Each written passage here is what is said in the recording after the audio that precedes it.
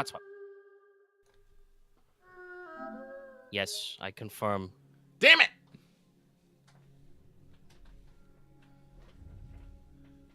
I always hate the update within the update. Yeah, you had to install and then update. Haha. God damn it.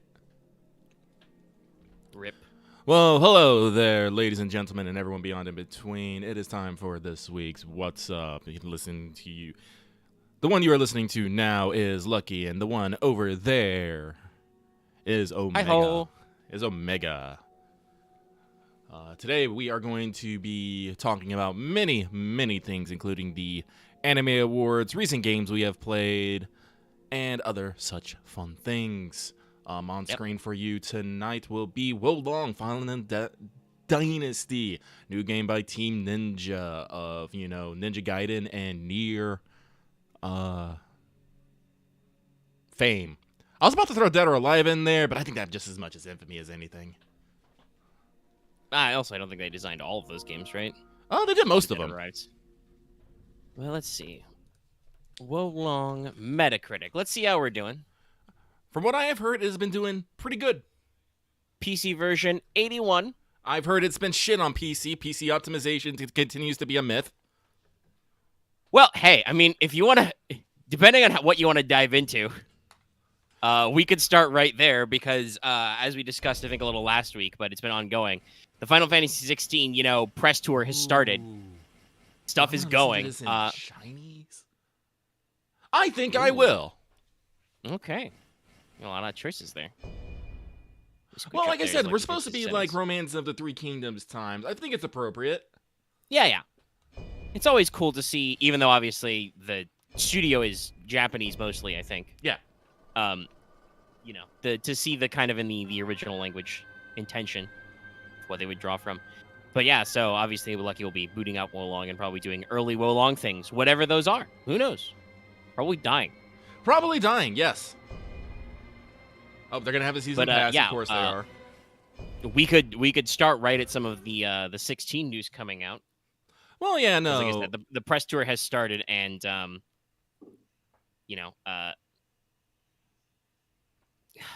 shut up, YouTube! You're killing my train of thought here with these blips about the audio. The audio should be Chat, fine. tell YouTube to shut up about the audio. But speaking of PC optimization, that is one of the things. It's got an 81 on PC as well. Fewer critic reviews, though, which may be why. So I guess it's the average is still 81 or wherever. Whoa, that's long. Thank you, Loth. But yeah, so one of the things he said is that while Sony does only have a limited time exclusivity, he, by the way, being producer Yoshi P.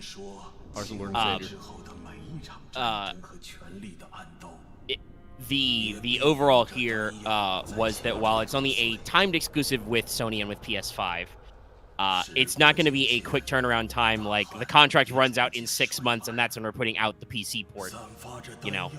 Don't expect it to be there right away.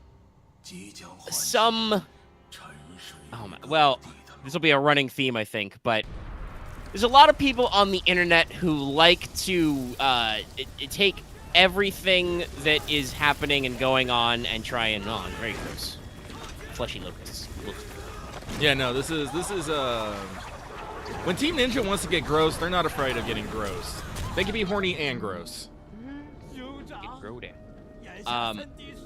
But a lot of people like to interpolate every little thing, and especially right now in the console thing going on,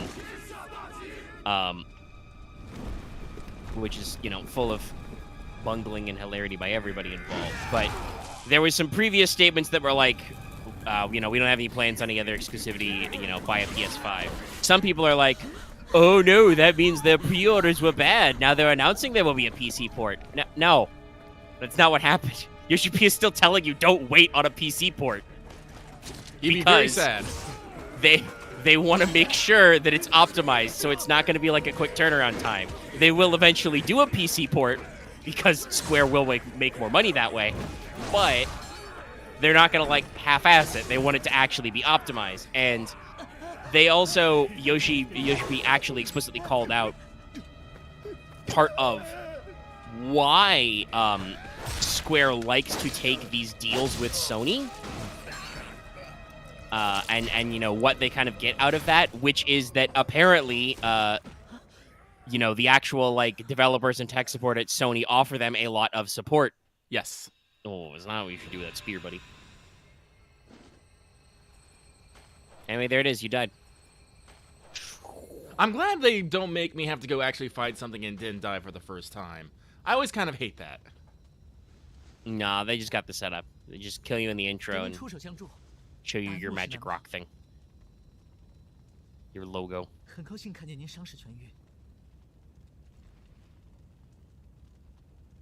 Mysterious boy has given you juice. Wagon.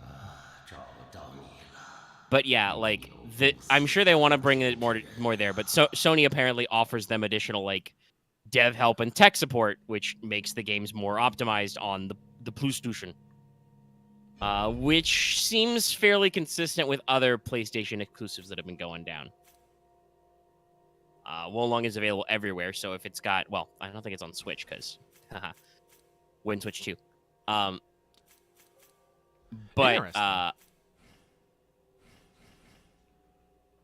oh, sorry. It just says you have personal pronouns. You can be male, female, or other.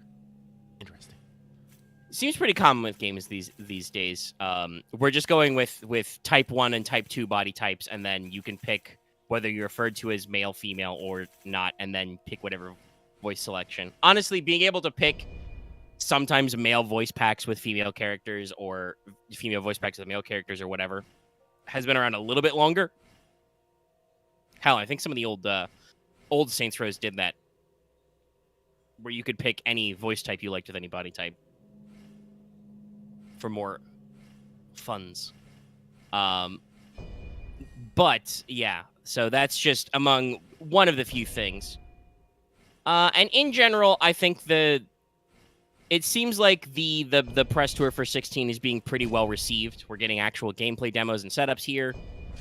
Lots of people are really into it. Some people are like saying maximum large. Whatchamacallit? Maximum chest. Let's go. Yes. Some people are like trying to say derisively, it's like, oh, it looks like DMC6. And it's like there's two responses to this that I think that are good. One, okay, was Devil May Cry 5 bad? Generally, I believe people liked that game. So if this game looks like that and plays like that, that's not a negative, right? Right. You've got regional musculature controls. Future games are fun. And the other thing is that technically it's still swolenating. It's still not it's not actually, you know, DMC6 because it's gonna have RPG elements and other stuff in it. Yeah, I mean, a lot of people are giving Yoshi a lot of crap for a lot of stuff that I don't understand. They talked about he talked about specifically why there's no quote-unquote easy mode. It seems like actually, I have to reread the whole thing, but if I remember rightly, it sounded like there's only, like, a few major, like, difficulty modes. It's not very flexible in that respect. Mm-hmm. But there will be multiple helping accessories, which you can equip to do different stuff, and if you pick story mode, some of them will be on by default. You can only equip 2 at a time out of the 5. That's one of those things that, like, I'm not entirely sure why, if you've put all those tools in them, you can't enable all of them. Because it is, you know, a single-player game, and it's like, you gotta mandate them on. I do think, though, that I understand his logic for why they're not calling it an easy mode, and I feel like games have definitely stepped away from that a little, right? Right. Because he talked about, you know, he's older. He's like 50 years old, but he remembers, you know, his youth playing games. He's got his gamer pride, and it feels kind of like this is a little funny to me, considering this is what every time I fuck up a solo duty, this is what Final Fantasy XIV asks me. It's like, hey, do you want to go easy mode? And I'm like, no, I could do it. There we go. But he said they wanted to avoid that for 16, basically. Like, you know, he wanted to kind of like avoid that, trying to like call out the player or make them feel bad, you know, and just be like, hey, you know, story mode, you can collect other stuff. If you're having tough with the specific thing, collect it. I have seen a limited number of people calling out this about, again, that kind of weird crossover between gameplay difficulty and accessibility, where like the game developers and a lot of the like game press don't talk about this as accessibility, but technically some of them are accessibility options. Like you can argue one button combo presses is like accessibility, but if you have, you know, bad, manual dexterity, or you're missing fingers or anything that makes it hard for you to press multiple buttons at once, right? Like technically that is kind of an accessibility thing. I unfortunately have to say that I think that will not be as big of a deal breaker for sales as people maybe trying to project it will, because, hey, you know what's a game that has basically no fucking gameplay accessibility options and won a shit ton of awards? Elden Ring. That was the whole thing when it came out and got really popular, was like, hey, there's no real, like, way to fine-tune the gameplay for if you have, you know, bad reflexes or bad dexterity or whatever. Whether that's like a disability or just, you know, personal talent. A dragon to the right, the vermilion bird to the east. Nice. He's getting thematic here. Yes. God, sorry, you just rolled over to your back, and I'm just like, Jesus Christ, your shoulders. No, I went maximum muscle. Amazons, let's fucking go. That does remind me, I was playing Judgment earlier, and I'll probably talk a little about that, though, just in general. For the most part, it was pretty easy to slide back in, but I did actually happen to spot there is a Club Amazoness in there. Not as a place you can go, but just an advertisement, and I noticed this because there was a QR code on it. Thanks, Mysterious Drone Man. But yeah, no, like I said, I personally do not know why, if you've got, you know, these kinds of toggleable accessories for like all the easy mode options or whatever we're calling it, you know, I was going to say difficulty enhancers, but it's the other way. The difficulty D enhancers. Why we can't just stack all of them on there, you know? Mm-hmm. But at the same time, I genuinely do not think that is going to be a major sales factor for 16. The thing that's going to be a sales factor for 16 is going to be I like this Hollywood. like PS5 access, which Sony has said is better, and I believe the net sales numbers are up. But that's going to be a major factor in there. Oh, that's right. They have modular hairstyles. That's right. That's pretty neat.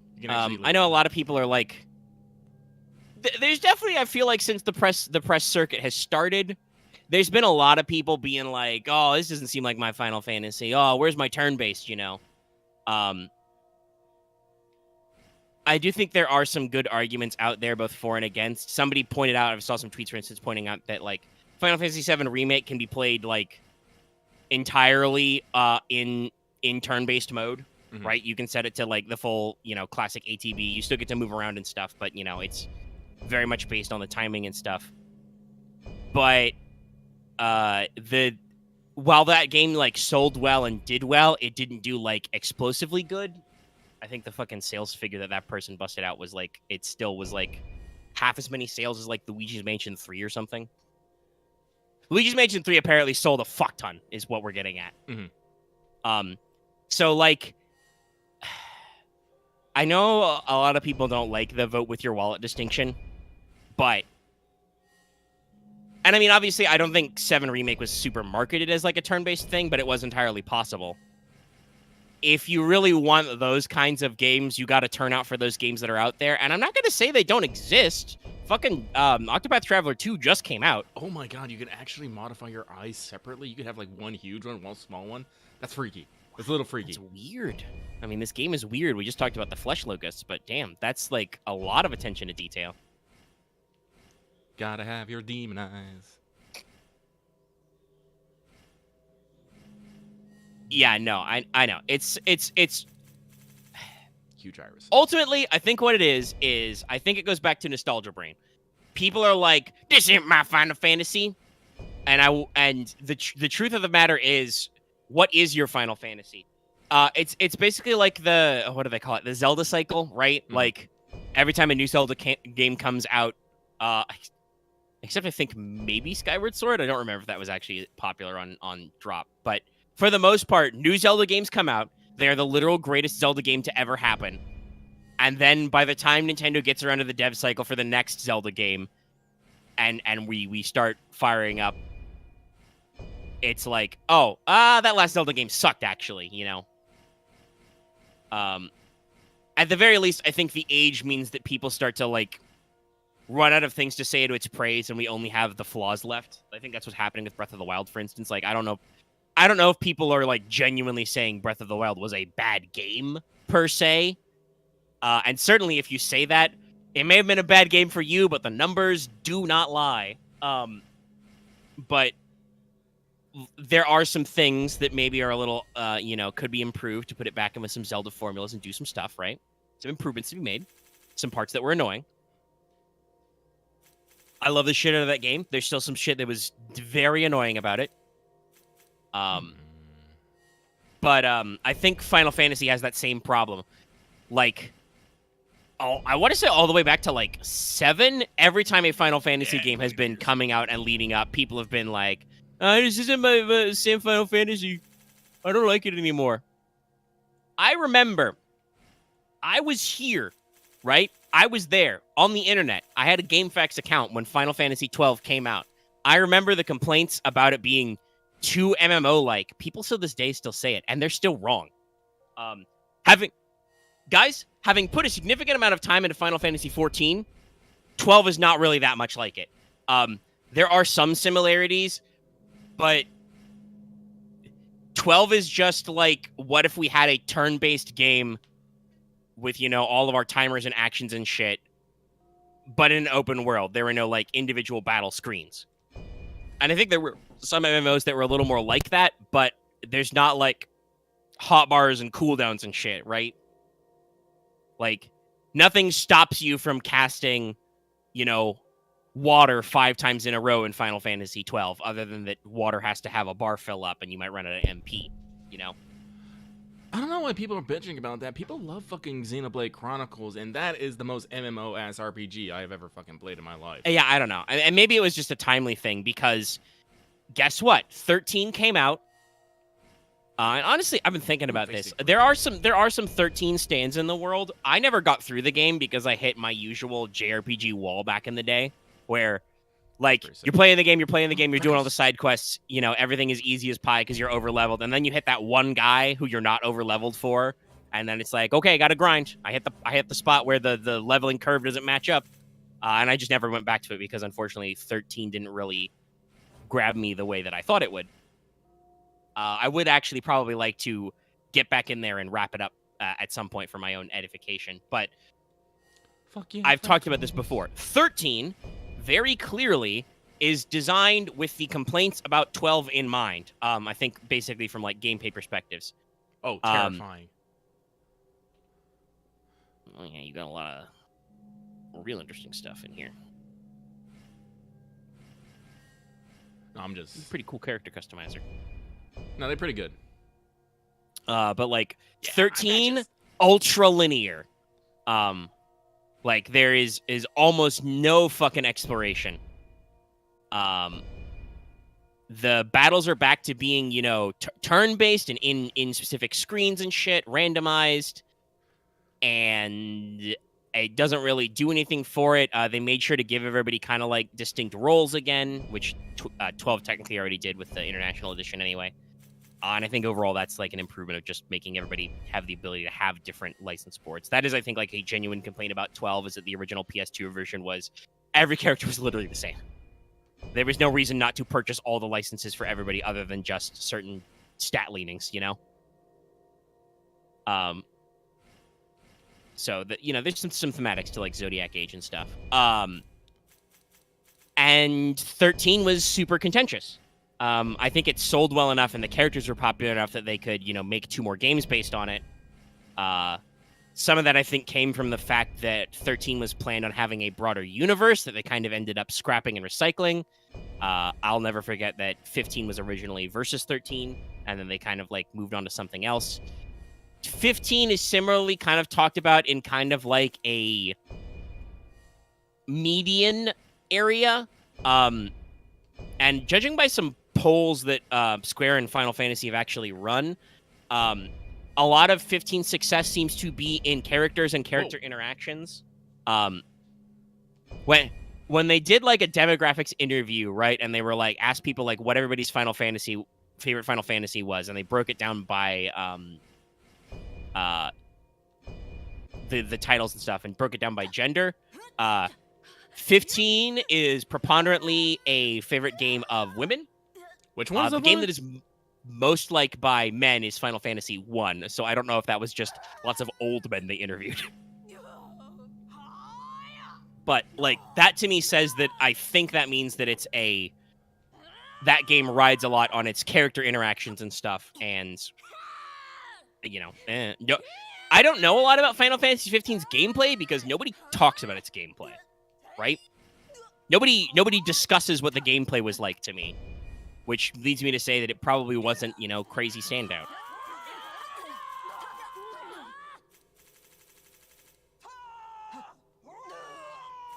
You can point pitch the fucking voice. Oh, that's pretty funny.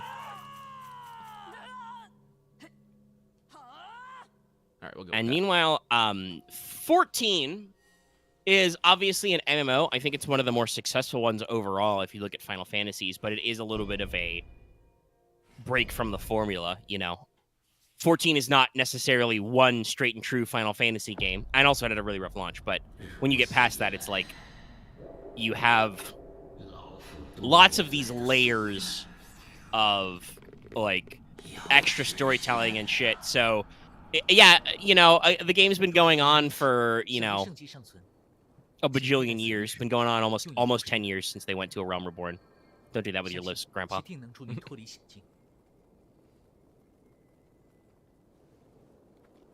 Wait, am I gonna start in a game once again in a burning fucking village? Team Ninja, you gotta stop this. I swear to God, this happens like every fucking game. I mean, there's a reason why it's a very common trope in the Call to Adventure. It's really easy to do. Just set your shit on fire, and you gotta leave. You got no house to go back to. Dragon's Cure Pod. Sorry, I'm wiping my forehead. It's fucking hot today. Remote Mountain Village. Doesn't even have a fucking name. But yeah, like there's a lot of different stuff going on. I don't know. It's I think the game will be fine. I think there may be some interesting, steps here. I think there may be some like minor stuff to talk about. Some people are for instance kind of like quote unquote concerned about possible sexuality in the game. Basically, will it be bad to women? I don't know. Seems like there's a couple different female characters we're gonna go with. And it definitely feels more like we're reaching for higher stuff.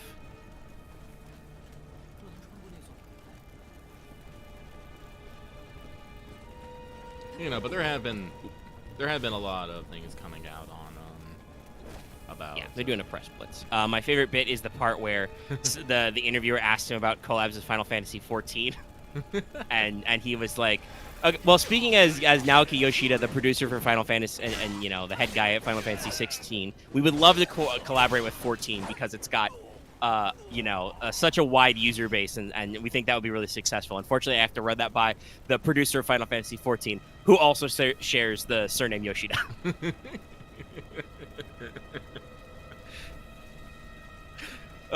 Which is perfect. Yes, a lot of people love Yoshi P. Yeah. Like I said, I think his heart's in the right place. I know some people really like to nitpick his remarks, but there are so many genuinely shitty people in video games these days. Like, even when I feel like some of his statements are missteps, and again, I have to also count on this being fucking translated, so I don't fucking know. Yep, this is the most Wuxia ass dodge you can get. Oh yeah, no, full flips. Let's practice. Doing fucking side flips. Dodge rolls, that's for chumps.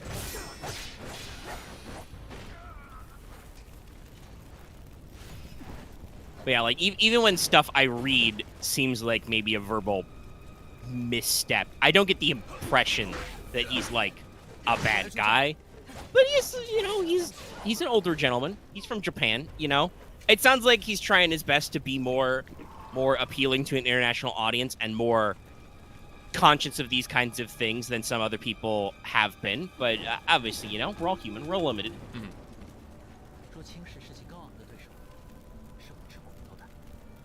It does remind me, though, he did actually talk about in some of those interviews, and I've actually heard this from other sources. I think there's a documentary floating out there somewhere about kind of an interesting thing about the phrase JRPG. Oh, yeah. That obviously, and he said they understand that it's not, especially these days, it's not really meant derogatorily, but he knows some developers from a time period where it was kind of used as a bad word, and some of them still have some feelings about that. And genuinely, I think he's right. Like, yeah, no, I actually have to take a sit and think about this for a minute. Well, yeah, no, you keep going. I just wanted to... Yeah, sorry. No, I was just waiting on that, but you can fill in later. But no, I remember. If people don't remember or weren't there, like you weren't in the game space, during the, like, PS3, early PS3, Xbox 360 era, first of all, there was a big dearth in lots of giant JRPGs. Like we said, Final Fantasy 13 kind of was hit and miss, and there were some other limitations of the franchise. The color, like, palette of JRPG games was not fitting with the, like, oh, realism is brown and blurry thing that was going on right then, obviously. Mm-hmm. But there was definitely like a little bit of slander against Japanese style RPGs. These were big boy consoles for big boys, and these were not big boy games. Right now, literally right now, as we're live streaming and recording this stuff, X-Play is trending on Twitter because while I didn't have a lot of G4 Tech TV, I did actually see some X-Play. Yeah, those guys were really hard on JRPGs and anime games. For no reason other than that they, I don't know, were very Western. And apparently Adam Sessler is being like, oh, these guys are upset I was mad about games in 2006. Yeah, because you hurt some people's feelings. They remember this shit. Even today, right? Even today, I watch streams and reactions and viewpoints of people I know to be, younger than me, be fairly, like, in tune with the pop culture and be pretty notable in the game sphere, and I see them fucking check out if you show them a JRPG. And obviously, I don't think that everybody has to like all kinds of games. No. But, like, there really is still sometimes just a visceral reaction when you see a Japanese-style RPG game. There are some people who just tune the fuck out. And like I said, mainly I say tune out just on, like, the first hit and not pay any attention to what's going on with, like, the trailers and stuff, because, like, not all of these games are the same. I've actually seen, like, some people positively coming out, for instance, for Harvestella, actually, in regards to this conversation, because basically the way people pitch it is a lot of people thought that game was, like, just another farming simulator, 101, but that's not really what it is. Farming is, like, part of the mechanics to get you supplies you need, but it is actually got, like, a deeper story to it. And stuff to go through. And a lot of people just wrote it off as, like, oh, it's a weird Japanese farming game. Boy, y'all remember Harvest Moon? Boy, those people really like that weird farming games. Never mind that Stardew Valley was made by a Westerner who, really liked Harvest Moon and was kind of bummed that they weren't more games like that. Trophy. Plant your flag. Raise the flag, even. But yeah, any particular you were going earlier with your JRPG thought? No, in particular. Oh, shit. We got defenses based on elements. Fuck. Oh, no. What kind of elements? The classics. Is it going to be Wuxia? Ugh. Yeah, it looks like wind, fire, wood, earth. Wait, no. Yeah, it's the Wuxia. Wood, fire, earth, metal, water. Well, at the very least, there's like Wuxing philosophy actually has like a fucking diagram for this, so you can figure out your elemental weaknesses and shit. Strengthens, subverts, grows, etc. Mm-hmm.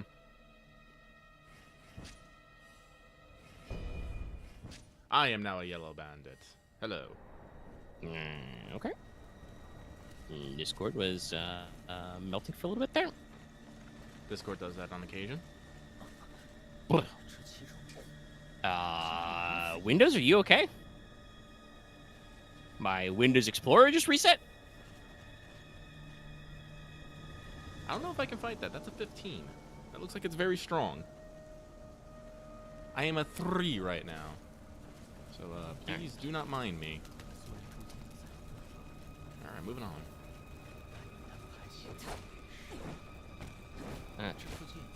My Windows has come back.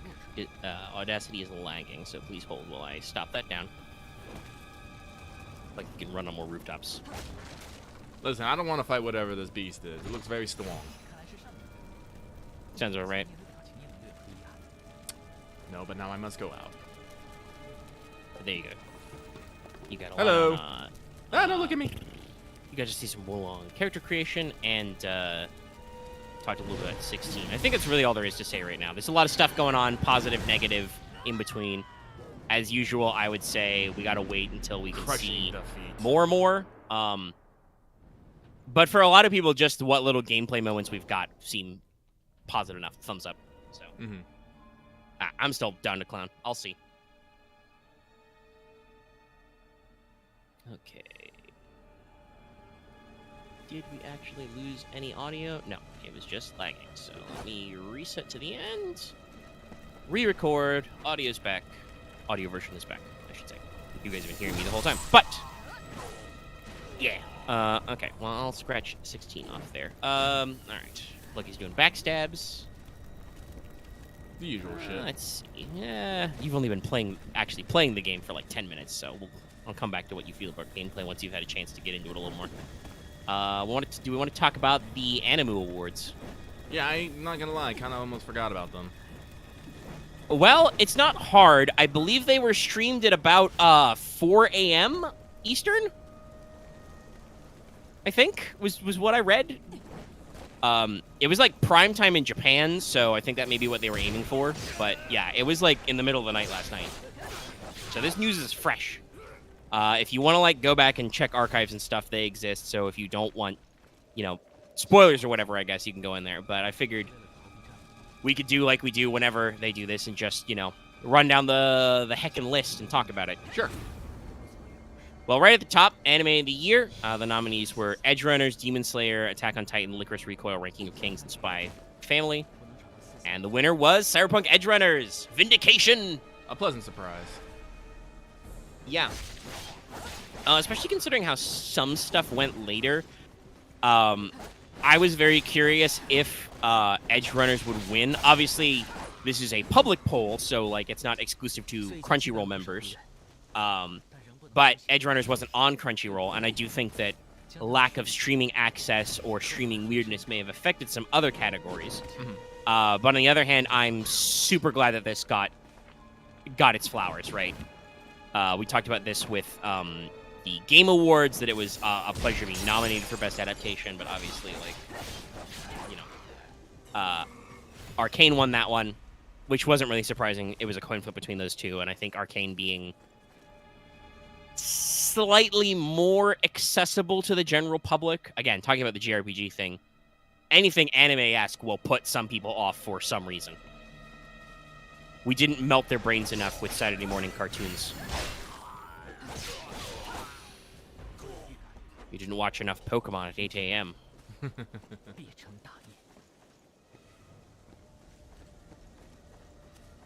But yeah, it's good for that. Best Original Anime nominees were Birdie Wing, Healer Girl, Orbital Children, Vampire in the Garden, Yurei Deco, and the winner. Why did they translate the name for this? Or did they not say this correctly? They may have written this wrong, because the winner was Licorice Recoil. Mhm. But it's not in the nominee list. Did they write this wrong, or did they forget one? I think they forgot one. There's 6 bullet points in Anime of the Year, and there's only 5 bullet points in Best Original Anime. Anyway, Licorice Recoil run. Not crazy. That anime was very popular. Best Character Design. Your nominees included Yo Yoshinari for Cyberpunk Edge Runners, Masanori Shino for JJBA Stone Ocean, Kazumasa Ishida for Dress Up Darling, Kazuki Shimada for Spy X Family, Tsuka Naoki for Ranking of Kings, and the winner was Akira Matsushima for Demon Slayer. Mhm. You know, Demon Slayer's got some very distinct character designs and is very well animated. Yep. Not really shocking anybody. I think we can also simplify things and say Demon Slayer won the next category as well, Best Animation. Again, shocking nobody. It's UFO Table.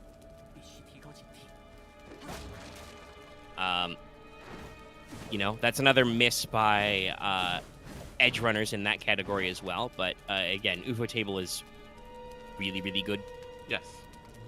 Like, Trigger is also good, but they do sometimes tend to get a little more stylized and can actually, like, for the stylistic effect, can actually, like, rough up their own animation. UFO Table, I feel like, is much more the, you know, every frame a painting kind of style. Yeah. Like, they bust their balls to do everything really, really, really well on purpose. So, that I think is a fair distinction. Best New Anime, Spy X Family won. I'm very curious how where the like judge vote, you know, their panel of judges weighed in on this, because it's Anime of the Year. I mean, I think Edge Runners really works because, as we said, that really captured everybody's like zeitgeist. Yeah. But it is interesting to see it like nominated also for like Best New Series. Well, if it's Anime of the Year, why isn't Best New Series? You know, back and forth. But I think Spy Family is another fair one. That's another one that really, while it was airing, really got in people's brains. And you still see fan art about it and Cyberpunk as well, so. Best Continuing Series, One Piece, shocking literally no one. I think we both said it would probably be One Piece. People go fucking cuckoo for coconuts on One Piece. Oh, that's heavy stuff. Yeah, it's super Best Opening Sequence was won by The Rumbling for Attack on Titan, the final season, Part 2. Which, by the way, Attack on Titan's final season is getting... I think they fucked up in calling it the final season, because it wasn't actually the final season. Like, there's multiple cores and stuff they need to do. But they called it the final season, so they have to keep the name. Because I think we're on, like, Attack on Titan, the final season, Part 3, the special episode thing. I don't know. Like, we're getting deep in the subtitles. This is a boss arena. Little sad this fire didn't win, but Oh, did I not get a... I love this fire. I think I missed the flag, if I'm understanding this right. But I believe people say that The Rumbling is also pretty good. Best Ending was won by Comedy for Spy Family.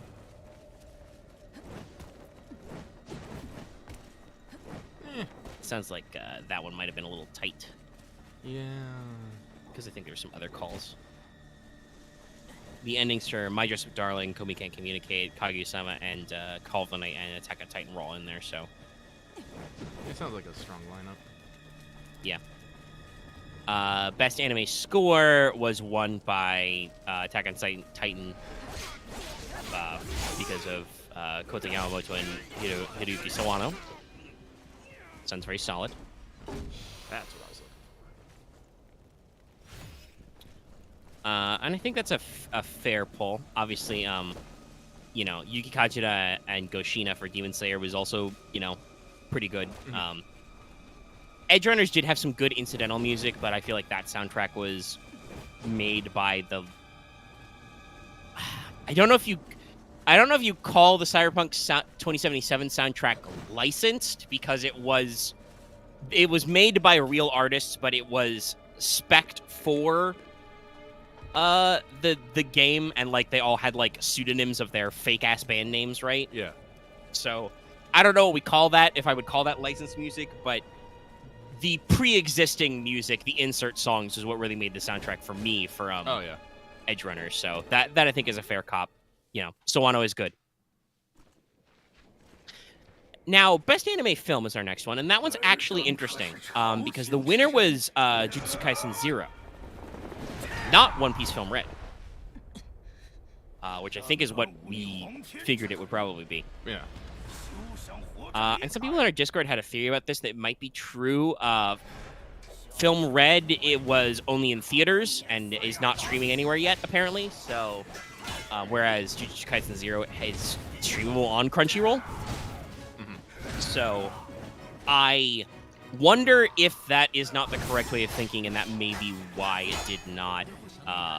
One Piece did not win, despite that, because it was still only accessible, you know, if you chose to go out and grab a theater, and if you had a theater to grab, you know. America's pretty big. I have certainly lived places where going out to the theater is a pain in the ass. So, when you're used to the convenience of strumming.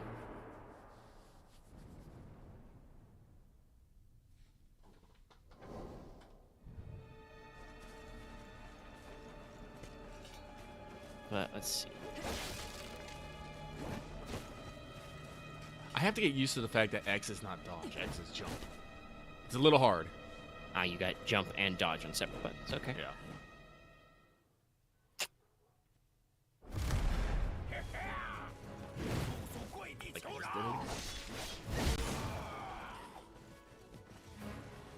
Well, you can back jump at least.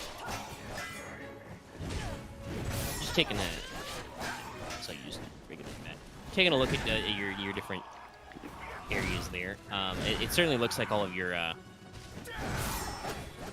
animation and stuff, seem very fluid. Very appropriate for the Wuxia influence. I don't know how genre appropriate a guy attacking you with what looks like a giant killer flower bud is, but I'm not gonna say nothing.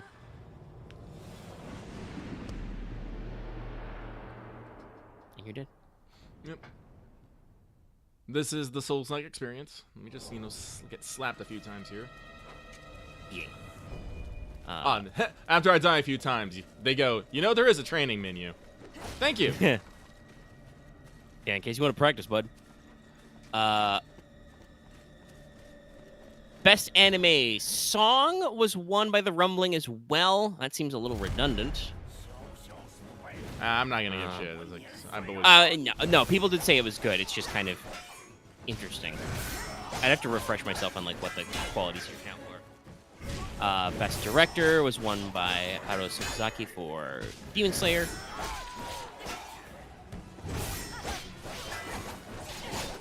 I think it shouldn't shock people too much, but best main anime character was won by Eren from Attack on Titan. Avoiding the villain versus hero versus antagonist versus protagonist shenanigans they've had.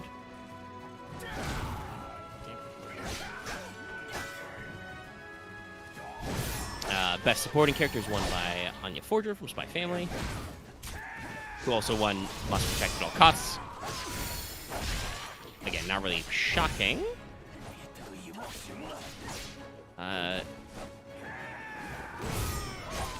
Chad, I hope you picked up that you're obviously, you might expect it from all these nominees, but your big winners were usually Attack on Titan, Spy Family, or Demon Slayer. Demon Slayer took Best Action Anime. Spy Family took Best Comedy Anime. Attack on Titan took Best Drama Anime. Demon Slayer comes back to also win Best Fantasy Anime. Kaguya-sama did at least win Best Romance, because none of those other three the ones I named were in it. Best Japanese VA was Yuki Kaji for Eren Yeager, and Best English VA was Zach Aguilar for English David Martinez, which is pretty solid. But yeah,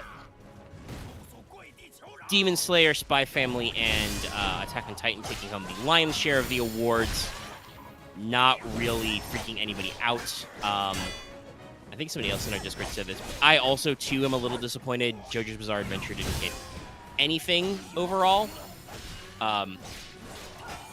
Because I think that, like... I know that historically Stone Ocean has been very contentious, but I don't hear a lot of people complaining as much about how the anime handled the ending. I think it's got a very good, solid bookend for, like, the whole of the you know, core context of the first 6 parts. Because if you don't know, I know no real spoilers here, but this is something that can't be avoided if you know, like, basic summaries of Part 7. Parts 1 through 6 are all through the same continuity. When we get to Part 7, Araki decided to make a different continuity.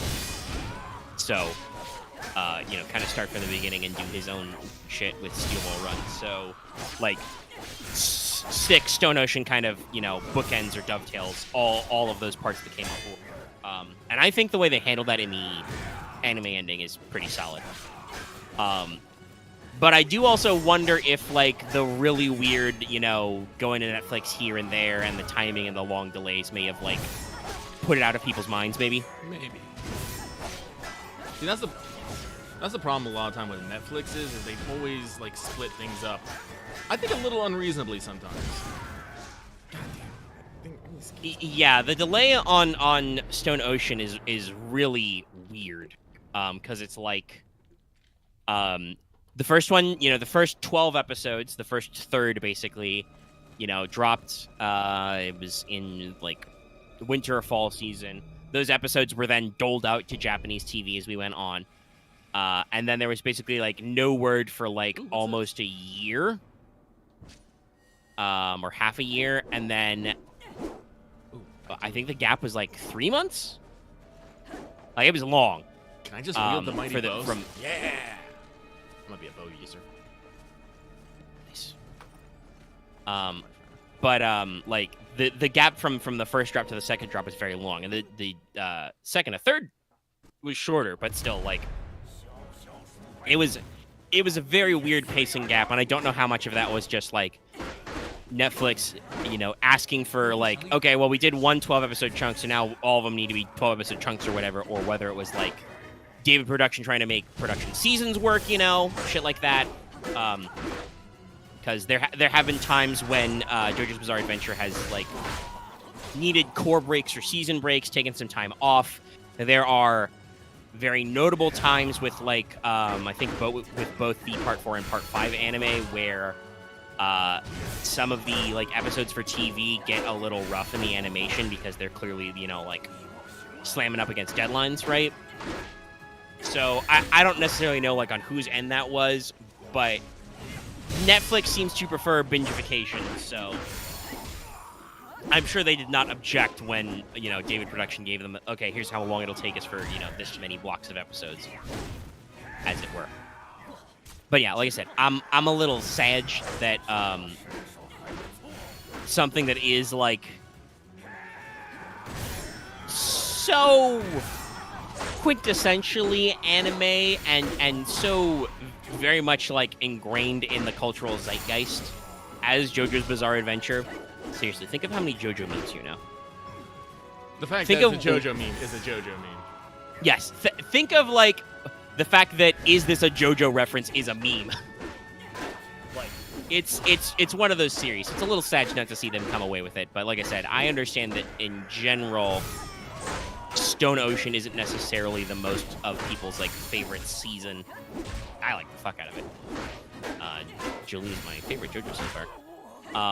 But, you know, I can get maybe why it didn't catch up. But overall, I don't think there was any, like, crazy, like, oh, what the fuck, how did this win that award kind of thing, right? Like, most of it's just, like, you know, at worst you can be like, yeah, Attack on Titan won another award. You know, it's really popular. I'm not into it, but I know a lot of people are into it, so it's just, you know, it's there. Phase 2? Phase 2.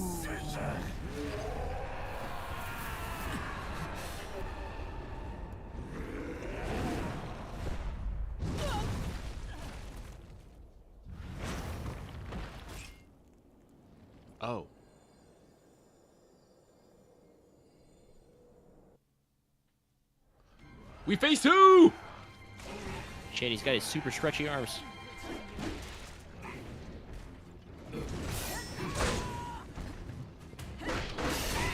This is a Dark Souls-ass phase 2, by the way.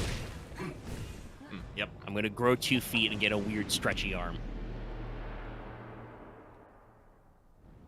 A lot of people are talking about when Bo Long is closer to what FromSoft did to Sekiro for this one. A lot of people are putting this as a Team Ninja Sekiro instead of just another, yeah, a lot of. I think I've heard people discuss the combat as like, yo, it's like Neo and Sekiro, or straight up like Elden Ring plus Sekiro type. Like, son of a bitch! gameplay. We are like Sekiro. I have to go through the first phase again. Son of a bitch! Yep, yep. Fairly normal. But I don't know. You gotta get good. You gotta be ready. But yeah, no.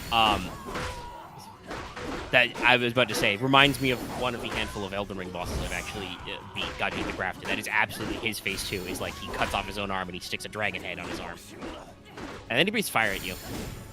But he was a chump.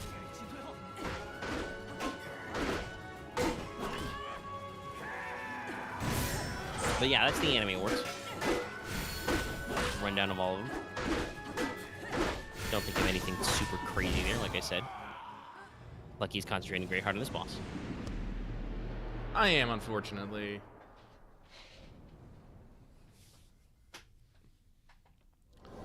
Like I said before, I necessarily wasn't that keen on the Anime Awards, because I felt like their timing was a little weird with what they're considering in the year, and I saw a lot of things, and you can kind of see the writing on the wall of what they wanted to go. I do personally think that there's a bit of bias here in some of these picks. Like, I'm not gonna say it like, you know, they're like people are fucking colluding, but I feel like I need to slap this man a lot. I mean, I don't necessarily know exactly where you're going with that. Obviously, I'm not a mind reader, but I can say that, I mean, I definitely feel like for the most part, like, almost all of the anime nominations on there, and there were a couple that weren't, but almost all of the ones I saw were, like, they were not, like, deep cuts or hard pulls. They were like, yeah, I saw this blow up on Twitter every week kind of shit, you know? Even Edge Runners, right? Like, I love the hell out of that series. But I acknowledge that, like, it blew up on the internet right away as well, you know? Like, most of the titles on the Crunchyroll Awards are like that. Not all of them, like I said. But, like, a lot of their nominees, and I don't know how their nomination process worked, but a lot of their nominees feel like they were, you know, big blow-ups on, like, social media and shit. Obviously, I feel like there was I don't want to say a token effort, an actual, like, decent effort for them as the Crunchyroll Anime Awards to still pick anime that was not on their platform, you know? They had a couple of Netflix exclusives on there. They could have played it a little closer to the vest. But still, I think that, like, a lot of the award wins favored their own series. And I don't know if that's just because of public vote, right? If you're Crunchyroll and you put out a call for public votes, the kind of people you're going to grab with your social media is probably going to be the kind of people who, you know, use your service. But yeah, it's, like I said, I don't think that this year, I think this year they avoided, like, any weird big upsets or other shenanigans like that, right? We've talked about the Crunchyroll Awards for several years. We've been doing it for like 7 years, so it's been longer since we've been doing What's Up and stuff. But we have acknowledged their awards for a while, and very often I think they do have like that one category or two where people are just like, huh? How did this win? What happened here? Just teleported at me, son of a bitch.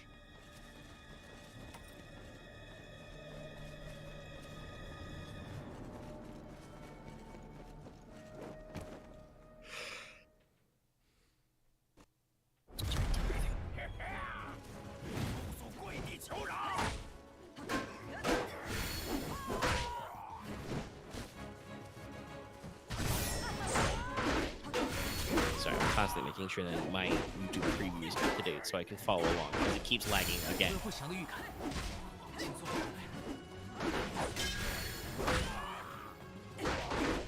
Can I just knock you off this fucking cliff? That's a lot of problems, I think. Doesn't seem like it.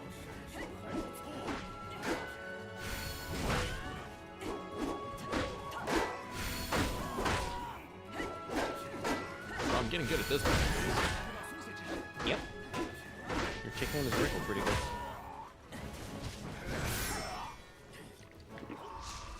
I will say, and I don't know if that's a more Team Ninja thing, I do kind of feel like, just as a personal preference, it seems like his phases have like fully separate HP bars. Yeah. That is not necessarily how like FromSoft does like to do that. Usually they have all 1 HP bar, and it's just that when you hit a certain milestone, that's when the boss goes fucking apeshit.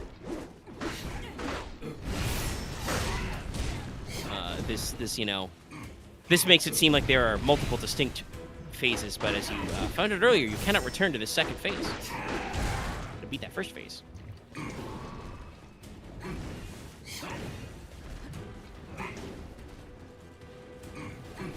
We might cycle back to the Anime Awards once Lucky's brain cells can do anything other than bob and weave. I only have 1 brain, so He's concentrating very hard right now. But while he's sick. working on that one.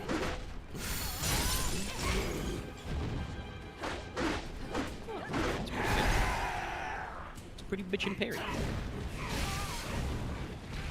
Actually, that's a good question. Was that a parry or a perfect dodge to parry. bust his arm like that? Okay. You exploded. yeah, no. Oh, son of a bitch. Can I do like shit like leveling up yet? I actually don't know. I can. Hey. Let's see here.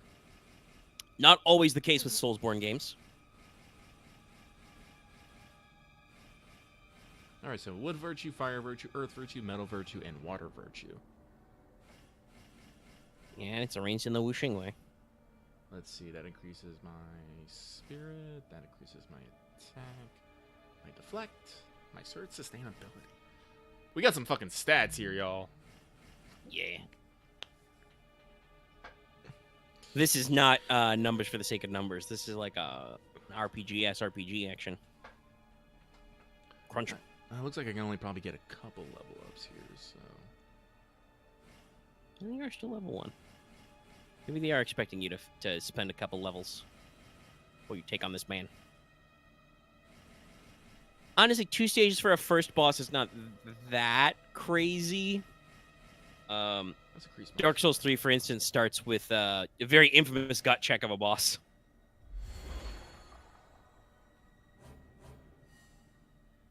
Let's see. Battle preparation. Battle flag customization. Sick.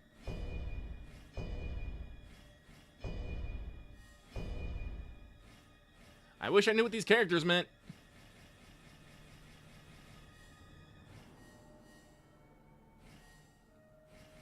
I can travel. Yeah, you think you could just do an overlay for what it means. Well, actually, hang on. Inventory. Key fragments.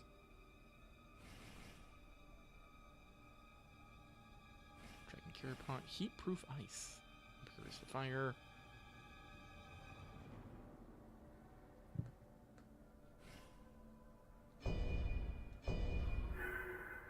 Yeah, that's the Neo fucking use item animation right there. Alright, but that should give me enough for a second level.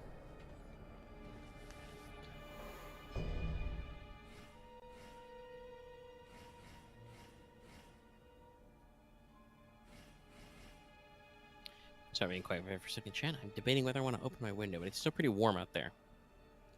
So It's fucking wood hot. looks good for spells. That's just straight up attack. Earth is good for deflection. For the time being, I will scratch Anime Awards off my list.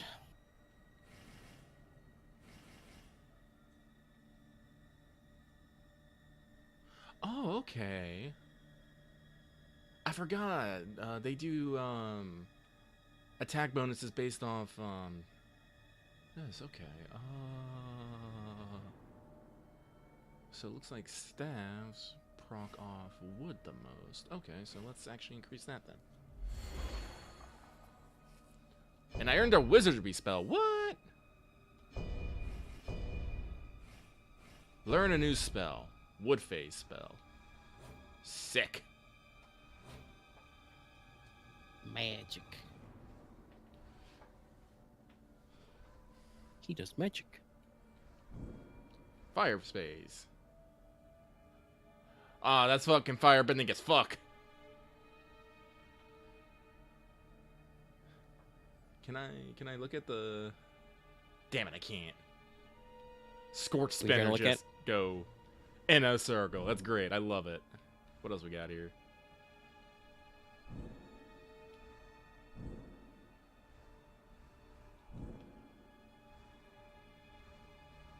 Can I not learn any of these? You just have to complete something, I think. I have to find a thing or work on something else. Maybe.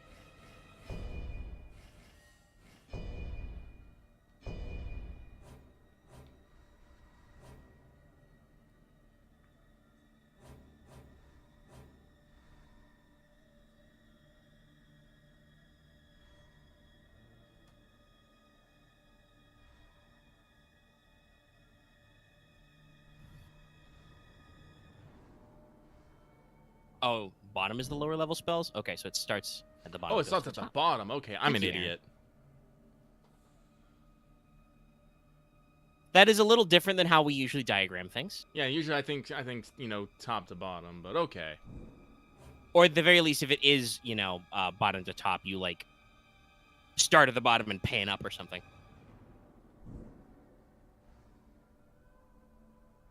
Firebolt.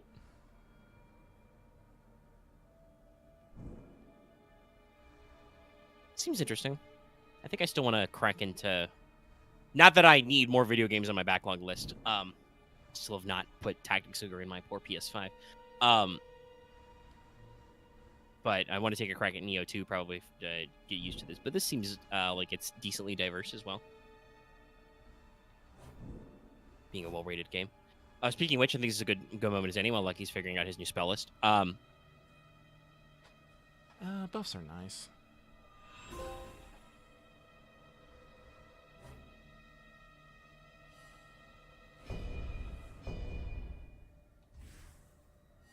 Well, I'm sure Lucky will figure out side questing and stuff good, but that is neat to know. You're not necessarily locked into main mission progression.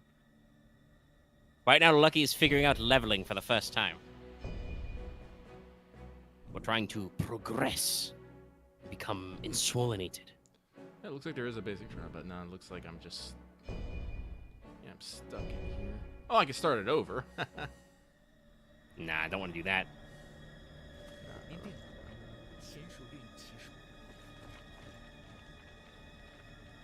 But yeah, among games I am clearing out. I'm actually back to Judgment.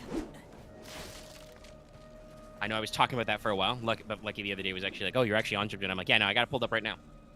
Not literally right now this second. I have tabbed away so you don't get sirens in the background, but it is still open for me to go back to. I am very close to beating the game. I am, you know, in the heart of Chapter 12, which is pretty close to the end. It's just I'm trying to take my opportunity, which the game has given me. I appreciate. To, you know, like, clear up some stuff. Normally, I would say I don't feel like I would have to do all of the friendship quests and stuff before I want to clear the game, but unfortunately, that does mean there are a couple of side cases you can't take unless you get your reputation all the way up. Mm-hmm. And those are usually, like, some of them are shorter. The hide-and-seek missions are usually, like, very straightforward, but lots of those side cases are usually, like, decently long and have some gameplay parts, so I do kind of want to make sure to conk those out as well. So I'm trying to catch up on stuff. That means getting into a lot of the mini games and side systems I never poked. For instance, you know, just because I was focusing on different things, I hadn't hit up the batting cages yet. But I learned there's 2 people in the batting cages, so I was like, all right, I'm gonna learn to play baseball.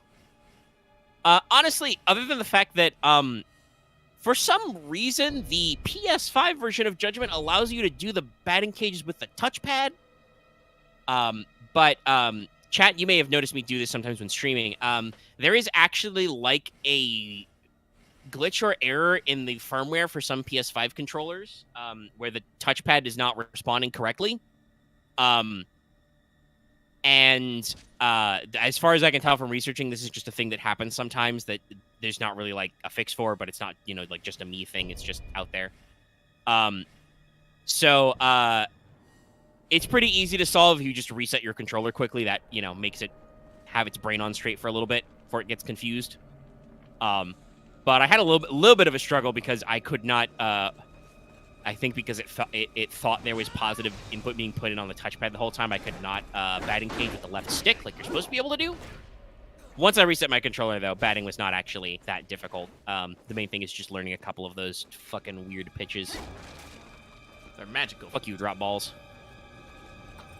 And obviously, with me, like, double-checking and stuff, I was aware of where to go to talk to, one of the friends you can get is a guy who sells you equipment, so I bought, the batting gloves and the golden bat, which makes it really, really easy. So I cleared out all that stuff, and then the manager was like, yo, you want to do the devil's course? And I'm like, sign me the fuck up. It does also make me wonder, I don't know if it's just because he's, like, in his 30s or whatever, but why doesn't Yakumi play pro baseball? The fucking manager of the batting cages in Kamurocho is like, yes, this was too difficult. Nobody could complete it, so I sealed it away. And then it's just like, okay. First try on both the home run and the challenge course. Bonk, bonk. All right, sick. But yeah, and then while I was tracking down other stuff, I, realized that for a couple of reasons, there's a couple of things that are tied up in Mahjong. And then I proceeded to melt my brain trying to play Mahjong for a little bit. Preemptively, this joke worked into my Gensekai when I talked about Dragon Tiles, which is very clearly meant to be Mahjong, but slightly fantasy-ier. But Mahjong looks simple. Oh, it is. Well, but there's a lot of extra shit in there. The fucking great. Intro to the rules is like 30 pages long. So I grasped the basics pretty easy. You want to make, the easiest way to do it is just make 3 matches of 3 or 3 sets of 3 and then 1 of 2. You can do like 4 of a kinds and other shit, but the simplest is just 3, 3, 3, 2. And I'm like, okay, yeah, I understand this. And then even though, by the way, I am at the easy table, people are doing other shit like Richi and shit, and I'm just like, yeah, I still don't understand what Richi is. What the fuck? How are you doing this? And they'll fucking clean my ass out, and I'm like, what? So that's gonna be a little bit of a beat my head. By the way, did you just backstab that man with a bow staff? Yeah! Check this shit out. Damn. Damn. This game's hardcore. We're not fucking around. I like the kind of like little chi pathway damage silhouette though when you're hitting guys. That's a pretty good effect. But yeah, so obviously, like a lot of these other Ryuga Gotoku games, there are, ways to get around it. You can, purchase key items that make it easier, and I may end up doing some of that. Oh, yeah, I believe there's actually a side quest that involves that. I think you can only beat if you use one of the special Mahjong items. Yeah, that sounds about right. I know, for instance... which, by the way, I found out a trivia fact. Tachibana, the Mahjong lady, that's a real-life person who hosted like a Mahjong TV show in Japan. Yeah, no, I actually figured this out about Ishin, about fucking, there's a courtesan in there. They go to the brothel. That's a real person. I'm just all like, I'm shook a little bit. Now I know why her fucking model is so goddamn detailed. She came into the studio and they did some fucking scans. But yeah, I do, by the way, love that character's, like, character thing when you meet her is you go to play Mahjong at one of the big places, not out in the street. And then she just rolls up and it's like, hey, I'm opening a new Mahjong parlor, bye. And you're just like, wow, bold. Anyway. But yeah, her, like, you only need to do a couple of things to complete her friendship quest, but apparently she has some side quest tiers to get some extra items and shit that are hard. Also, Mahjong is long. And keep in mind, Judgment, and I think some other Yakuza games, play with the short version. Real-life Mahjong is 16 rounds. I do know in Ishin you can go up to a half game. But, yeah, and usually I think, like, you do start off at, like, quarter games. Yeah. Judgment has what they call half and full, but that's actually quarter and half because it's 4 rounds or 8 rounds. But depending on what you're doing, 4 rounds can still be pretty long. So I'm working on that one, among other things. But yeah, so I'm pleasantly surprised, but I always appreciate it. There are times when slipping back into games you've put down for a little bit is hard. I think it's been like, 3-ish weeks probably from when I actually picked up Judgment last because I'd been sick and stuff. But I found myself relatively easily slipping back into, okay, here's how I can play fucking darts, I remember how to beat people up. Can I do all my moves still? Yes, I can do Flux Fisher and Tiger Drop and shit. Okay, fine, got it. Boom. So that all my muscle memory, I think, has slipped back into place pretty good. The main thing is just, figuring out new games. And like I said, some were easy. Like figuring out the batting cage is pretty simple. Just put the bat icon at the ball icon. Some of the pitches are tricky, just like real life, but it's all pretty simple to get to. Mahjong is like still blowing my mind a little, but I can understand the basics and get in there. So hopefully we can make some progress on that. I think I got a couple of other things to do. Unfortunately, I do need to actually do some of that stuff because I think because I'm at I'll say this. I'm at 45 reputation. That means I need to complete 5 more friendship quests. There's a couple I think I might still need to unlock, or am I at 46? I might actually be at 46, in which case I know all 4 because I looked it up. The last one I haven't unlocked at all is a little weird. This is a guy, Lucky might remember him. You can only unlock him if you hold on a fight long enough that the police interrupt and you have to successfully get away from them. And literally while playing Judgment, that has never happened to me. The police have never showed up when I was in a fight. Huh. I have either cleared people out or, gotten my ass kicked fast enough that it wasn't a problem. So I don't know what that timer looks like. I've tried to stall for a couple of fights and it didn't click. So I'm kind of like, okay, well, we'll need to put a little bit of work in that. But yeah, otherwise, like I said, shockingly easy to slide back into Judgment. And shout out to the actual, credit to the actual writers. The plot structure of Judgment is, very, very much in the, the crime drama, very neo-noir in parts, but it's real easy for me to grasp and remember all of the basics. And honestly, I do feel like sometimes they do the very TV or long novel style thing of reminding you of the beats in chapters. Yeah. I've done some story stuff in 12, just when the game, wasn't giving me opportunities to do other stuff. And I'm just you'll still have those very frequent conversations where it's yes, turns out what's his face was the mole. Yes. You're telling me that so does that mean that guy, that killer you got off and who got put back in jail was innocent? Yes. They bring back up the beats and remind you of the stuff, which is very natural to that kind of thing. And I'm like, yeah, I'm in it. I got everything. I remember these guys and those guys. I remember who I need to fucking beat up. I'm back. And I do shout out the game for giving me a couple of very bold opportunities to actually, take a fight for it, go do some side content. The objective I have currently is Question Keto. Which, it's very funny that the game decided to put a break here because of where I left off with that, but it really does work, so that's where I am with stuff.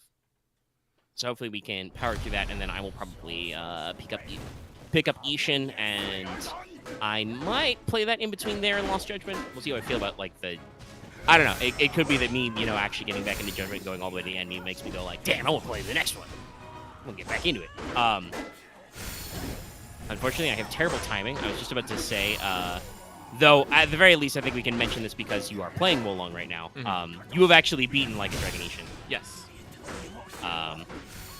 Should not shock anybody based on what they saw last week, but I'd like to get some more of your thoughts on that. But currently, you're trying to bad touch this man. So, I think I talked about it last week, but Ishin really does just play like the TV crew for the Like a Dragon series. Just decided to go to a movie town and film a samurai drama. Damn, this guy slap it. And like I said, I beat it, and I want to say that the game actually ends on a more positive note than you would expect from a hang on. All right, yes, I am now slapping this man a lot faster. Now that I got a few levels up in there. Got your damage increase. Got your action economy in there. That's good. Ooh, nice parry. Yep. And unfortunately, this is a Souls game, so I cannot necessarily pause. Nope. No pause, no turtling. I died immediately because, again, I'm still not used to it. But, this gives me some time to think. Maybe I'll go slap some more people around. Oh, yeah, this is something I do like. I notice if you die, you do not lose all your level up tchotchkes. You only lose half. Okay, that's a solid one.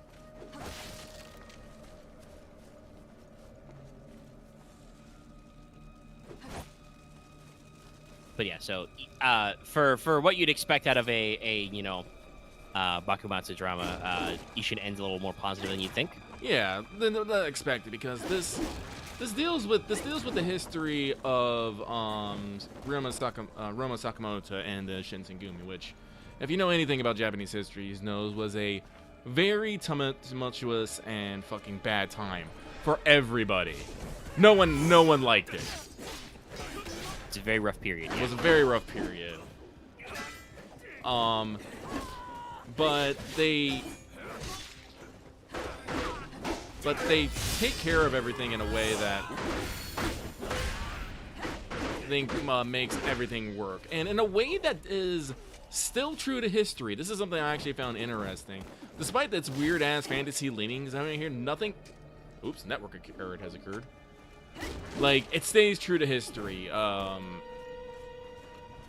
Sakamoto Roma dies at Omura, fucking the captains like dies. The certain captains live. Like, on the more I thought about it, like, yeah, no, like things, because basically what happens, minor spoilers, I think they explained this fairly early, but Sakamoto Roma basically has to hide his identity and takes on the identity of Saito Hajime, and in pursuit of some truth, joins the Shinsengumi and is immediately basically put as the 3rd unit captain. You know, and so you meet such illustrious people as, you know, as Okita Soji, fucking, I can't think of the Vice Commander's name. It's Toshiro, Vice Commander Hijikata? Hijikata, yes. Hijikata, Senpachi, you know, all the characters there, but it's hilarious because as much as I'm like semi-hard-coded to remember all, you know, the Fate versions of them, so seeing fucking Goro Majima as Okita Soji is fucking hilarious on multiple levels to me.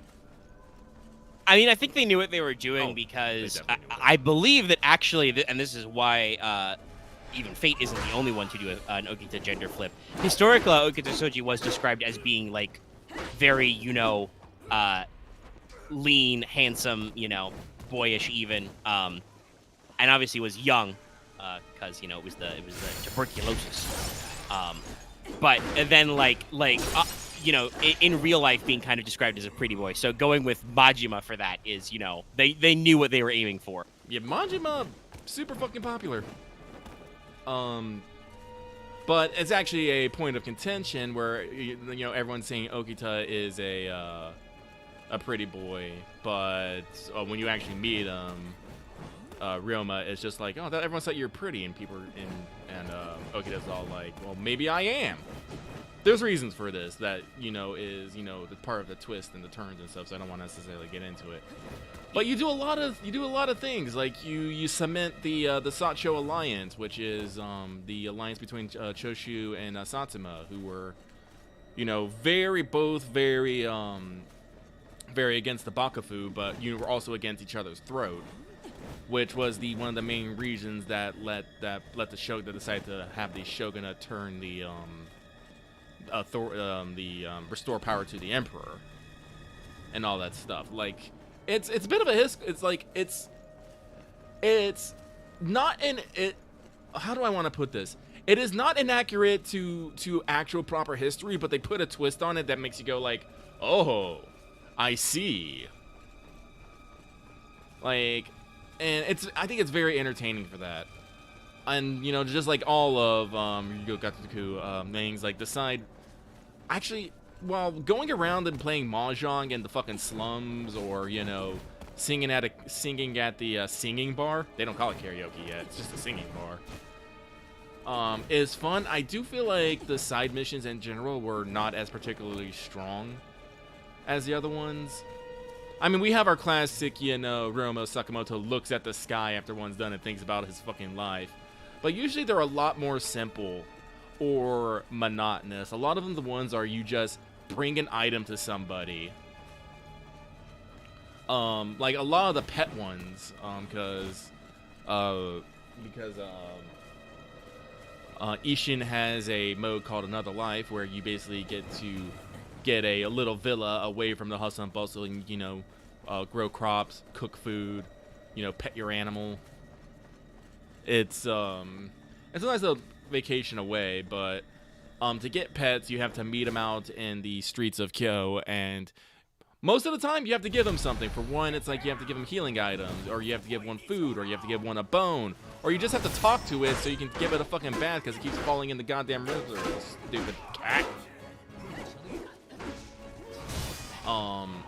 And there's a lot of things like that. Like, there's a hungry sumo wrestler that you just meet up and you give him food, and that's all that really happens. You know, stuff like that. It's nothing like particularly zany or wacky like you would see in other ones.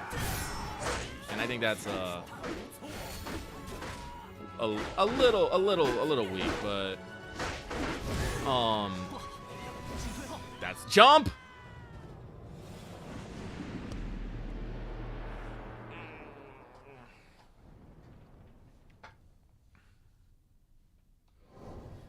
He's jumping. I'm not supposed to be jumping. And again, and he's scooching forward. You'll get it eventually. Eventually. This is why I had to stop playing Elden Ring while I was playing God of War Ragnarok, because the muscle memory was incompatible. And I do Does like. this mean I can go back to Elden Ring? Yes, sometime this year. The backlog is bad, y'all.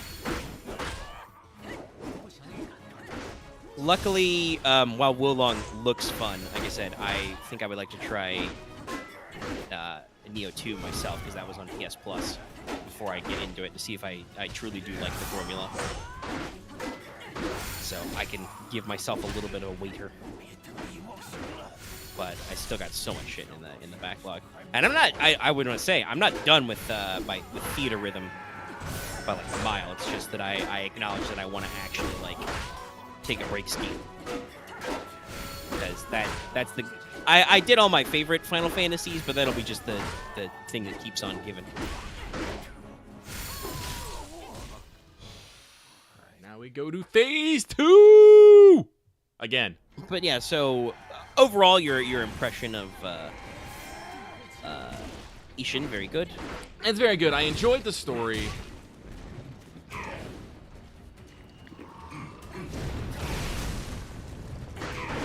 Okay, so I apparently got to fill up my J thing.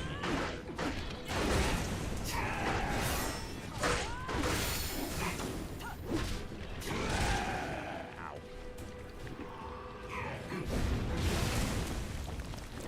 So that might just be a straight up dog.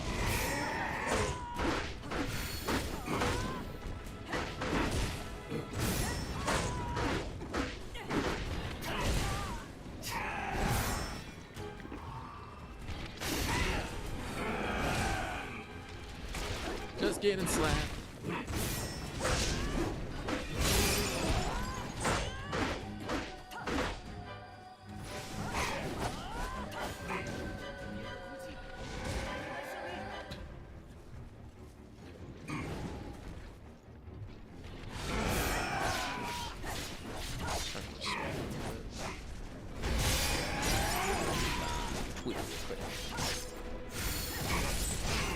I found a very funny Twitter thread, Lalafell the human-sized wolf.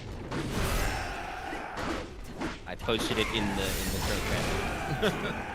Ah! which is, I'm sure that people will appreciate. Well, let me go check the crow chat here real quick.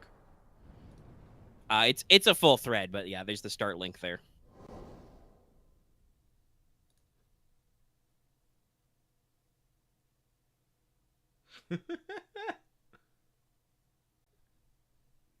Just the starter images are top %. Yeah. But Ishin, like, if you want a good, like, samurai drama, like, I definitely think it's... Man, aren't I supposed to be able to...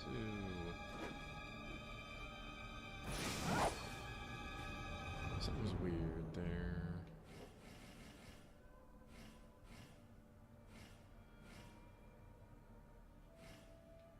I have no ranged weapons.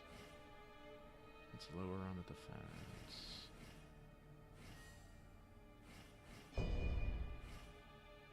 That's higher on the defense. It makes me heavier, but let's fucking go.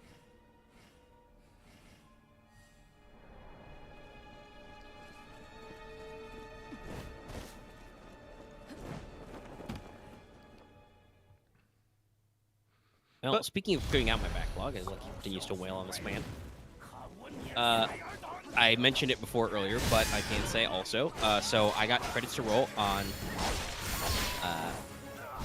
God of War, Dead of Boy 2. We're still planning one more stream because there is a post game.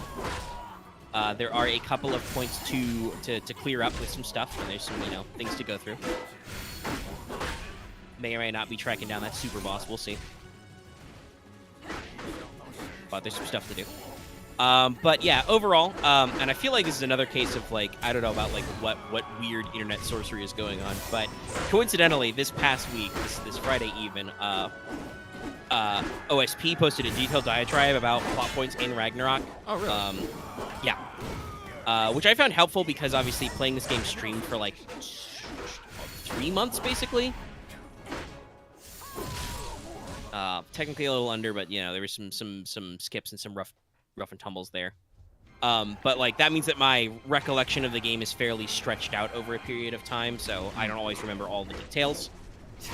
There's a lot of the big stuff, but that helped me like bringing up some of those points, kind of coalesce some thoughts. And again, that's very funny because I think it was last week on What's Up, and it might have been 2 weeks ago. We were talking about the Dead Space remake, and I was like, yeah, Mandalore Gaming just posted a review of the remake, which included side-by-side comparisons with the original that I wouldn't have tracked on my own. So it's just very funny to kind of, God damn it, have these extra moments of coalescence.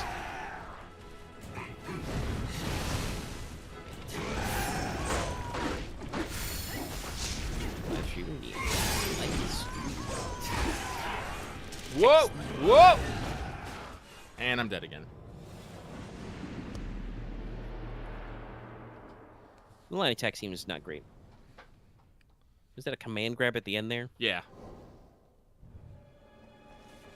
Grab attacks, they suck. Anyway, but God of War Ragnarok, yeah. So we're planning on some more stream stuff, but it was just kind of a funny coincidence that there was a big long video about this, but it helped me kind of put my thoughts together.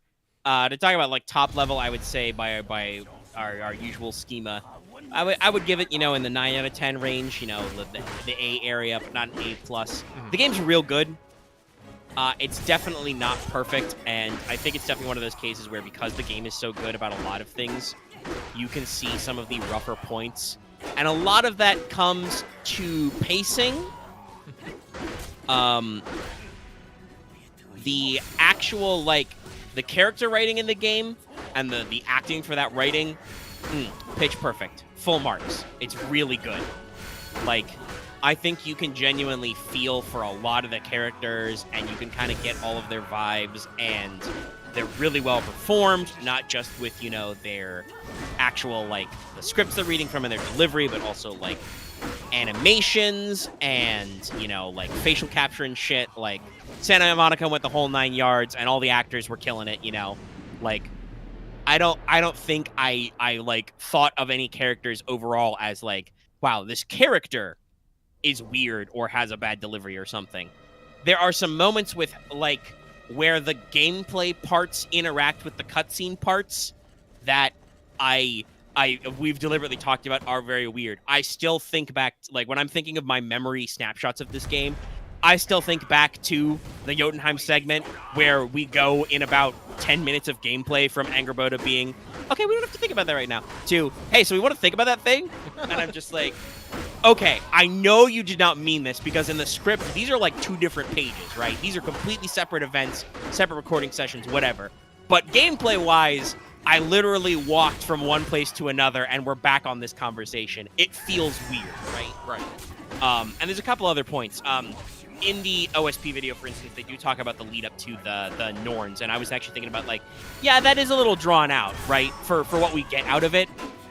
Like, there's a couple of false starts and weird mysteries, and obviously some of that is to lead you into open world areas so you can do some side quests, which I did do, so it didn't feel so bad, but considering that that's not really that, I mean, it's a great scene, like, the dialogue reads are great. The OSP video specifically calls out which sisters do, which ones, for instance. One of them reads the, like, set direction. Mm-hmm. One of them reads the characters' lines to them as they say them.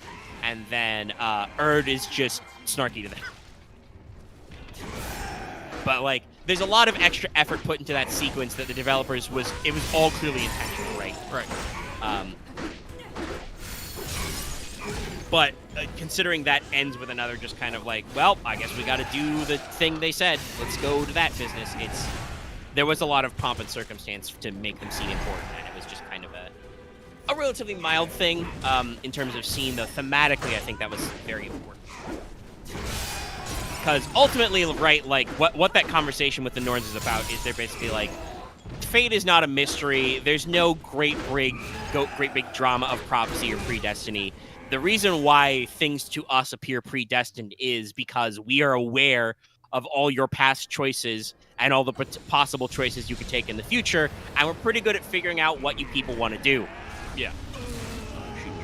Whoa, fucking coming a giant laser dragon. Fireworks! So a dragon shot out of your chest and ate that guy and exploded. Hey, you got him. Good job. Thumbs up. You fought very well. Who? Whoops! Oh, that wasn't that me! Guy.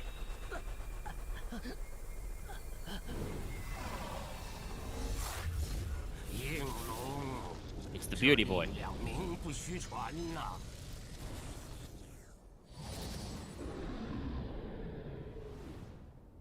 Did you just Well, he corrupt was the doing some dragon? ominous Yeah.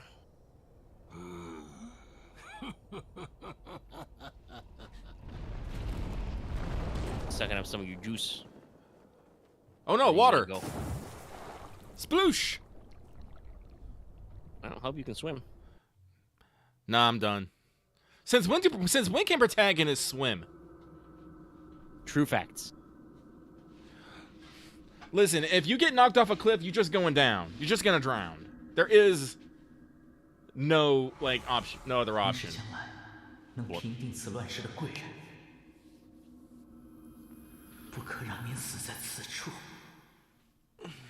Chaos. But yeah, so like I said, that moment, right, where the Norns are talking about, like, fate and stuff, they make it clear that fate isn't real, just that we're a summation of our choices, and they have a pretty good guess of what our choices will be. Yeah, makes sense.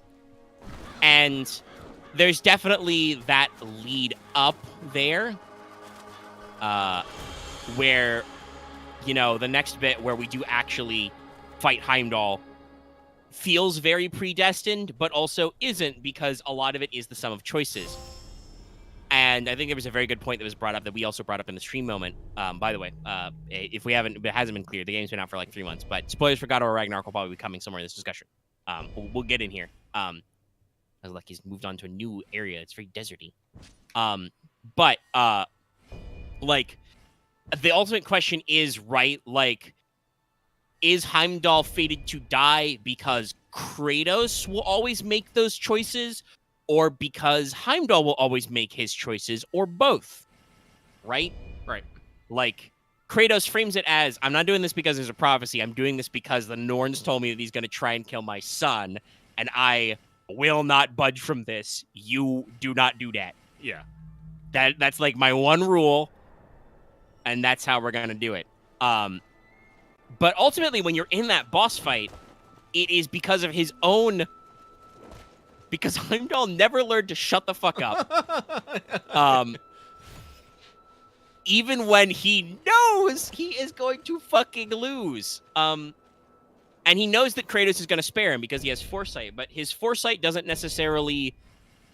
His version of foresight doesn't necessarily seem to key him into emotional context, right? Right. It just shows him what people are planning on doing. So he sees that Kratos is planning on sparing him, and he's like, are you sparing me out of pity? What the fuck, bro? How I'm just dare gonna you? get real super mad. And then Kratos is just like, okay, I'm gonna kill you with my bare hands now. So like the developers, the guys on Ragnarok really took that one line that was it resonated a lot with the audience, but it wasn't necessarily a big deal. The line, you know, don't be sorry, be better. Yeah. Like they really took that to heart in Ragnarok. So that becomes the through line about be better. And I think it resonates very well. Overall, I feel like the story of God of War Ragnarok, like where previously these games and even some parts of the like the original reboot there, you know, the continuation was more about like really, you know, there's a lot of really dramatic set pieces and stuff. A lot of the violence and like the big moments in God of War Ragnarok is way more intimate. This is way more about characters, and the whole story is basically like a metaphor for like, you know, familial trauma, right? Like, who is this sexy motherfucker? fucking Look at this flying horse. Cha-cha! Fucking bounce one of those arrows back, and he's got a Did he just Akira slide on a horse? I'm waiting for the moment. Yes, he did just do the Akira slide on a horse. Fuck. God damn it, Ninja, what the fuck? Who is this masked man? He's not even masked. Fucking coming in like a hurricane, saying hi. Got shit to do. But yeah, like, story-wise, Ragnarok is really just a metaphor for, like, generational trauma. Oh, yeah. Kratos has a long history of being abused by authority figures and then turning that into rage, and abuse, which ultimately wasn't really better than what was done to him. And so, you know, he moves on and he resolves to be a better person, and he struggles with forming these emotional connections to his, you know, next generation with his son, but ultimately he's able to do that, and like he is able to acknowledge that stuff he did in the past was bad and choose to do better things. This is crystallized in the fight with Thor at the end of Ragnarok, where he's like, we can't change what we've done, but we can be better. And Thor is like, wow, that is a wild fucking concept. Anyway, Odin's gonna stab me now, bye. Very sad, very rapid, but very predictable. But like, that's a lot of Thor's character arc, is him like trying to realize that he can break away and become a new person because he doesn't think he can, because Odin doesn't want him to become a new person because Odin likes his son being a drunk giant smasher. He likes his son, but like being ultimately, malleable. Go ahead. What was that? Oh yeah. A controller. Odin likes everyone to be manipulable. Yes. He does so much manipulating. But like that really is, if you wanted me to summarize what I think the like thematic point, the moral of God of War Ragnarok is like, what doesn't matter so much is that you did bad shit in the past. It's if you can choose to change and not do bad shit in the future, which in real life I think is very applicable, in that is a thing I think people need to be better about and be more aware of, is that like, it's not necessarily about what you do in the past. It's about what you do in the moment and being open to doing better in the future. The characters who are the worst in God of War Ragnarok and who get the most like comeuppance, as it were, are the people who don't think about what they've done or refuse to change. Literally, that's like Odin's last line. Like, Loki Atreus sits him the fuck down and is like, Odin, hey, I broke your thing. Which, to talk about, that's... I get what they're going for. I do not necessarily like how mask thing. I don't necessarily know if there was a better way to do it, but, like, it really was pointless. That is the point. The point is that it had no point, and that drives Odin to his lowest moment, and where Atreus can be like, okay, Odin, all that shit you did, guess what? Wasn't for anything. I broke the thing. What are you going to do now? Are you going to be a better person? And he's like, no, fuck you. Not really fuck you. He's being sad and old there, but he's like, no, I refuse to change. I have to know what comes next. I don't want to change. I want to keep being me.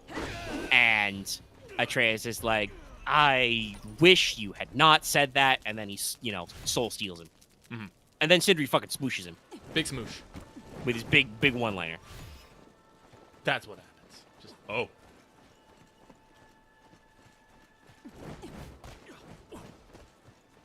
Yeah, I don't know. There's a lot of metaphors there, and I think keeping it to the character focus works better. It's just, we spend a lot of time in those Atreus segments hunting down those mask fragments, and we make a big deal out of the mask and what his choices are, and they're all valid. And I guess that does mean that it is true. It is valid for Atreus to choose to break the mask. It's just one of those, like, it's a writing thing, right? It's us that doing that same comment about Jotunheim, where, like, Angerboda says we can think about things, but we can't actually stop and think about things. We are locked in a linear pathway, and it will come back to that, right? The pacing in parts of the game is a little weird. On stream, you actually dug up some statements from this, so it was actually clarified. The part where they decided to do one game was when they were looking at the dev cycle, so it sounds like it was in production, and they saw how long it was going to take them to do Ragnarok, and it sounds to me like they estimated a hypothetical Ragnarok 2, God of War, Neo, God of War 3, whatever, would have taken about the same time. I'm not sure if that would have, but it could have. There were reports from, like, Jason Schreier of Bloomberg and stuff that, like, hypothetically, if you started, like, from a literal 0 point with a game right now, you might be developing for PS6, technically. I'm not sure if that's 100% true, because, like, Sony has said they imagine that the PS5 will have a little bit of a longer tail. Mm-hmm. Like, it's been out for, like, 2 years, and we're literally only just now actually getting to the point where most games are going to be next-gen exclusive, the current-gen exclusivity. So, it's going to be a long generation. But, yeah, they may have been right that when they looked at the, like... And again, some of that could have just been, like, the scripting, acting, and stuff process, right? It may actually have taken them all those years to have them wait 15 full years for the cycle. Again, I don't know if that is actually true. Final Fantasy 7's remake is going to be 3 games, and it seems like they're on track to get that out there faster than 15 years. But they're, doing shit with, like, Unreal, and they've got, different, assets and shit to work with, and they've definitely smoothed over some stuff. And to be fair, they are also doing that console generation transition as well, right? Like, Remake came out and was on PS4 and then was upgraded to PS5 with some stuff being that only, and I believe Rebirth will be PS5 only, etc., etc. So, like, there's still something to be said for that, but I feel almost like I kind of wish they'd realized earlier they were only going to do one game, maybe, because it definitely feels like some plot points were dropped or compacted when they realized mid-production cycle they were only going to do one game. Interesting. Oh, sorry. Instead of Okay. fighting the Spectre things, it looks like you can avenge people if you kill the enemy that killed them. Interesting. That seems fun. Like, you might be able Definitely. to... I don't know. Definitely thematically interesting. But yeah, so, like, and I think that all of Ragnarok's rough patches come from that issue of, like, pacing, right? Well, yeah.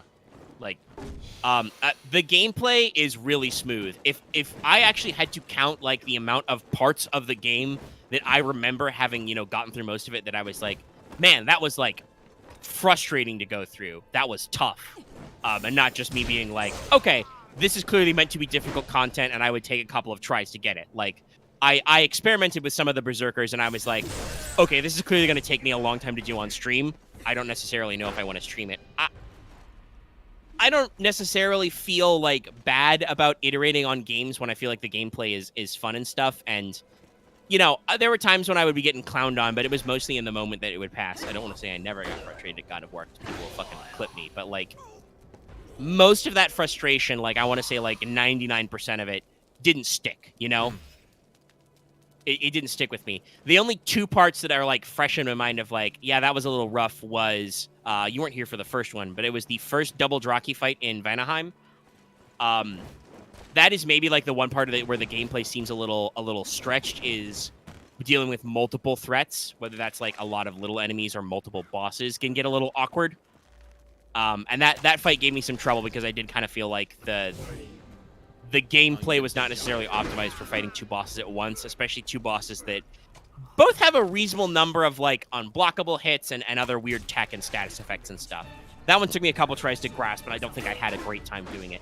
The only other one that sticks to me is also, interesting enough, in Vanaheim, was not even a boss fight. It was that fight on the next to the one, like, wolf shrine, where there were, like, they basically stacked up a lot of side mechanics, at once to make it pretty difficult, because it was they had the totems of poisoning that were also regenerative. They had, like, a witch there, and they had some of the I don't remember, were they, I don't think they were Reavers. They may have actually been like Draugr, but they were all, like, the ranged throwing type with poison.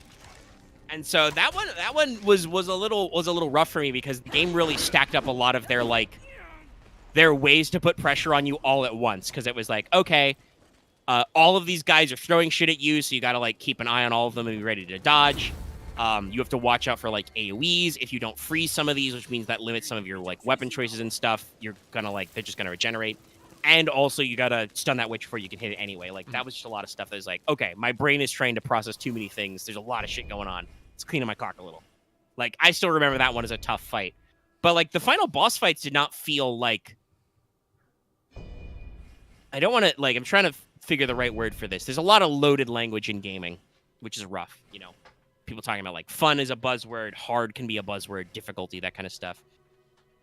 I did not feel, like, frustrated or stopped up or, like, walled out with the last boss fights of God of War Ragnarok. I don't want to say they weren't difficult. I did die a couple of times on them, I think. Thor got me a couple of times. I don't remember if I died on any of the Odin stuff. He might have blown me up once. But, like, all of those I kind of took as a learning experience, right? Right. Like, all of them seemed appropriate. They had some cool stuff. They were adding new systems, you know. If anything, I wonder if maybe, like, the actual final confrontation with Odin wasn't a little too easy in some areas, but he had a decent bag of tricks, and they did, you know, kind of a cool escalation with, you know, having both your companions in the fight at the same time, turning it into, you know, a big 3-part wombo combo for the QTE, you know, at the end. Like, they delivered pretty well with those fights, and I don't feel like they were actually, like, that troublesome. And in general, for the most part, combat is very smooth. Like, it flows very naturally.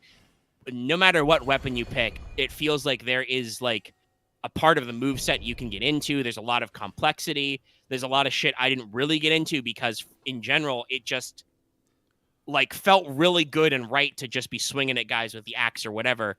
And you can, like, mix it up with, like, heavy finishers and shit, which I didn't get into. At times, you know, I was so into just trying to hit guys with the axe, whether that was, like, yeah, I'm gonna beat you up with my axe, or it was like, come here, you little shit. Like, you had to, like, remind me, like, hey, man, you gotta stun that guy before you can hit him. I'm like, right, yes. There are other buttons besides just smash axe, because, like, just hitting things with your axe feels really good in that game. It feels natural, and, like, that's all you need. And then there are lots of enemies where it's like, oh, right, no, I need to do other things. Got it, right, switch it up.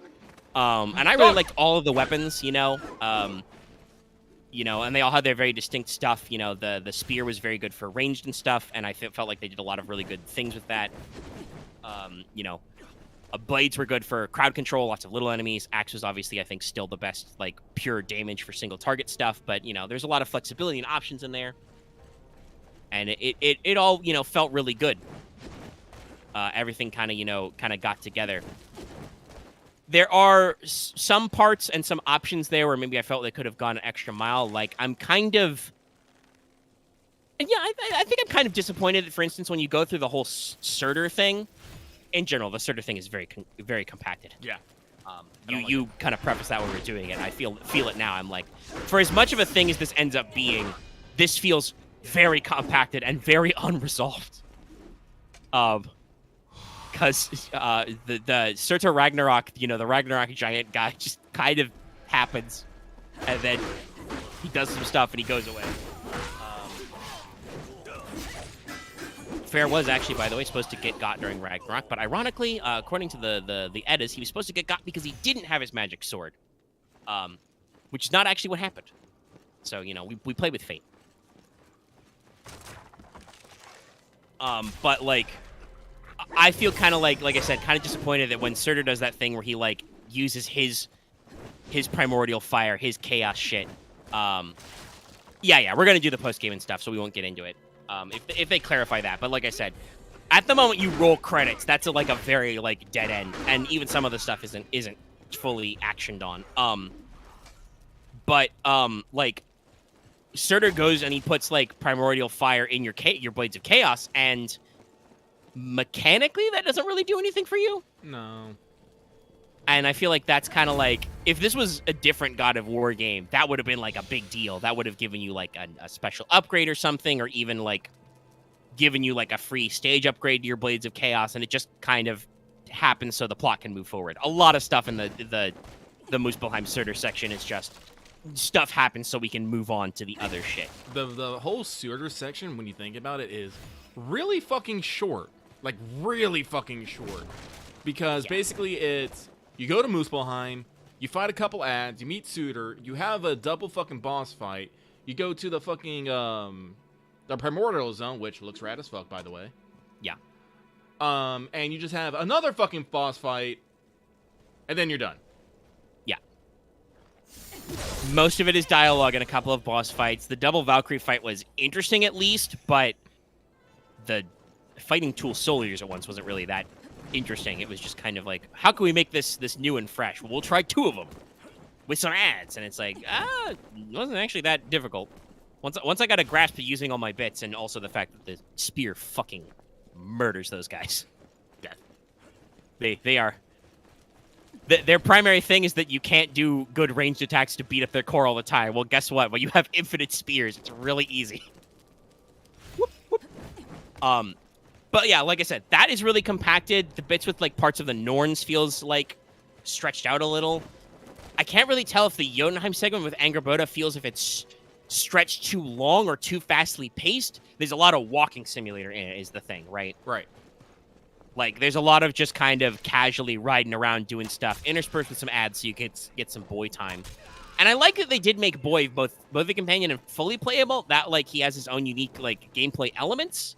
Mm-hmm. I feel like he kind of, like, runs out of, like, upgrades and stuff, like, partway through the game. And ultimately, like, this is where the conclusion happens in the thing is, like, he realizes that he needs to go do Loki stuff, right? Which is actually, by the way, this is a point that Red brought up that I do kind of agree with. While our Loki character, Atreus, is very different than mythological Loki, he does very little of the actual Loki shenanigans, right? Right.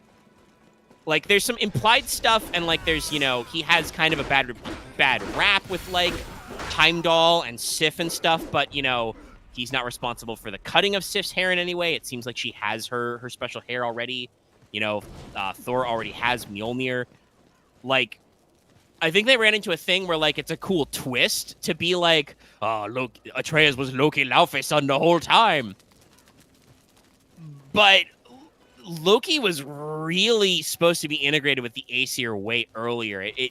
I do feel like that is another, like, missed opportunity for 2 games to be, like, have some more, like, Loki Aesir overlap, Those are good segments in the game, but it feels like there's not enough of them.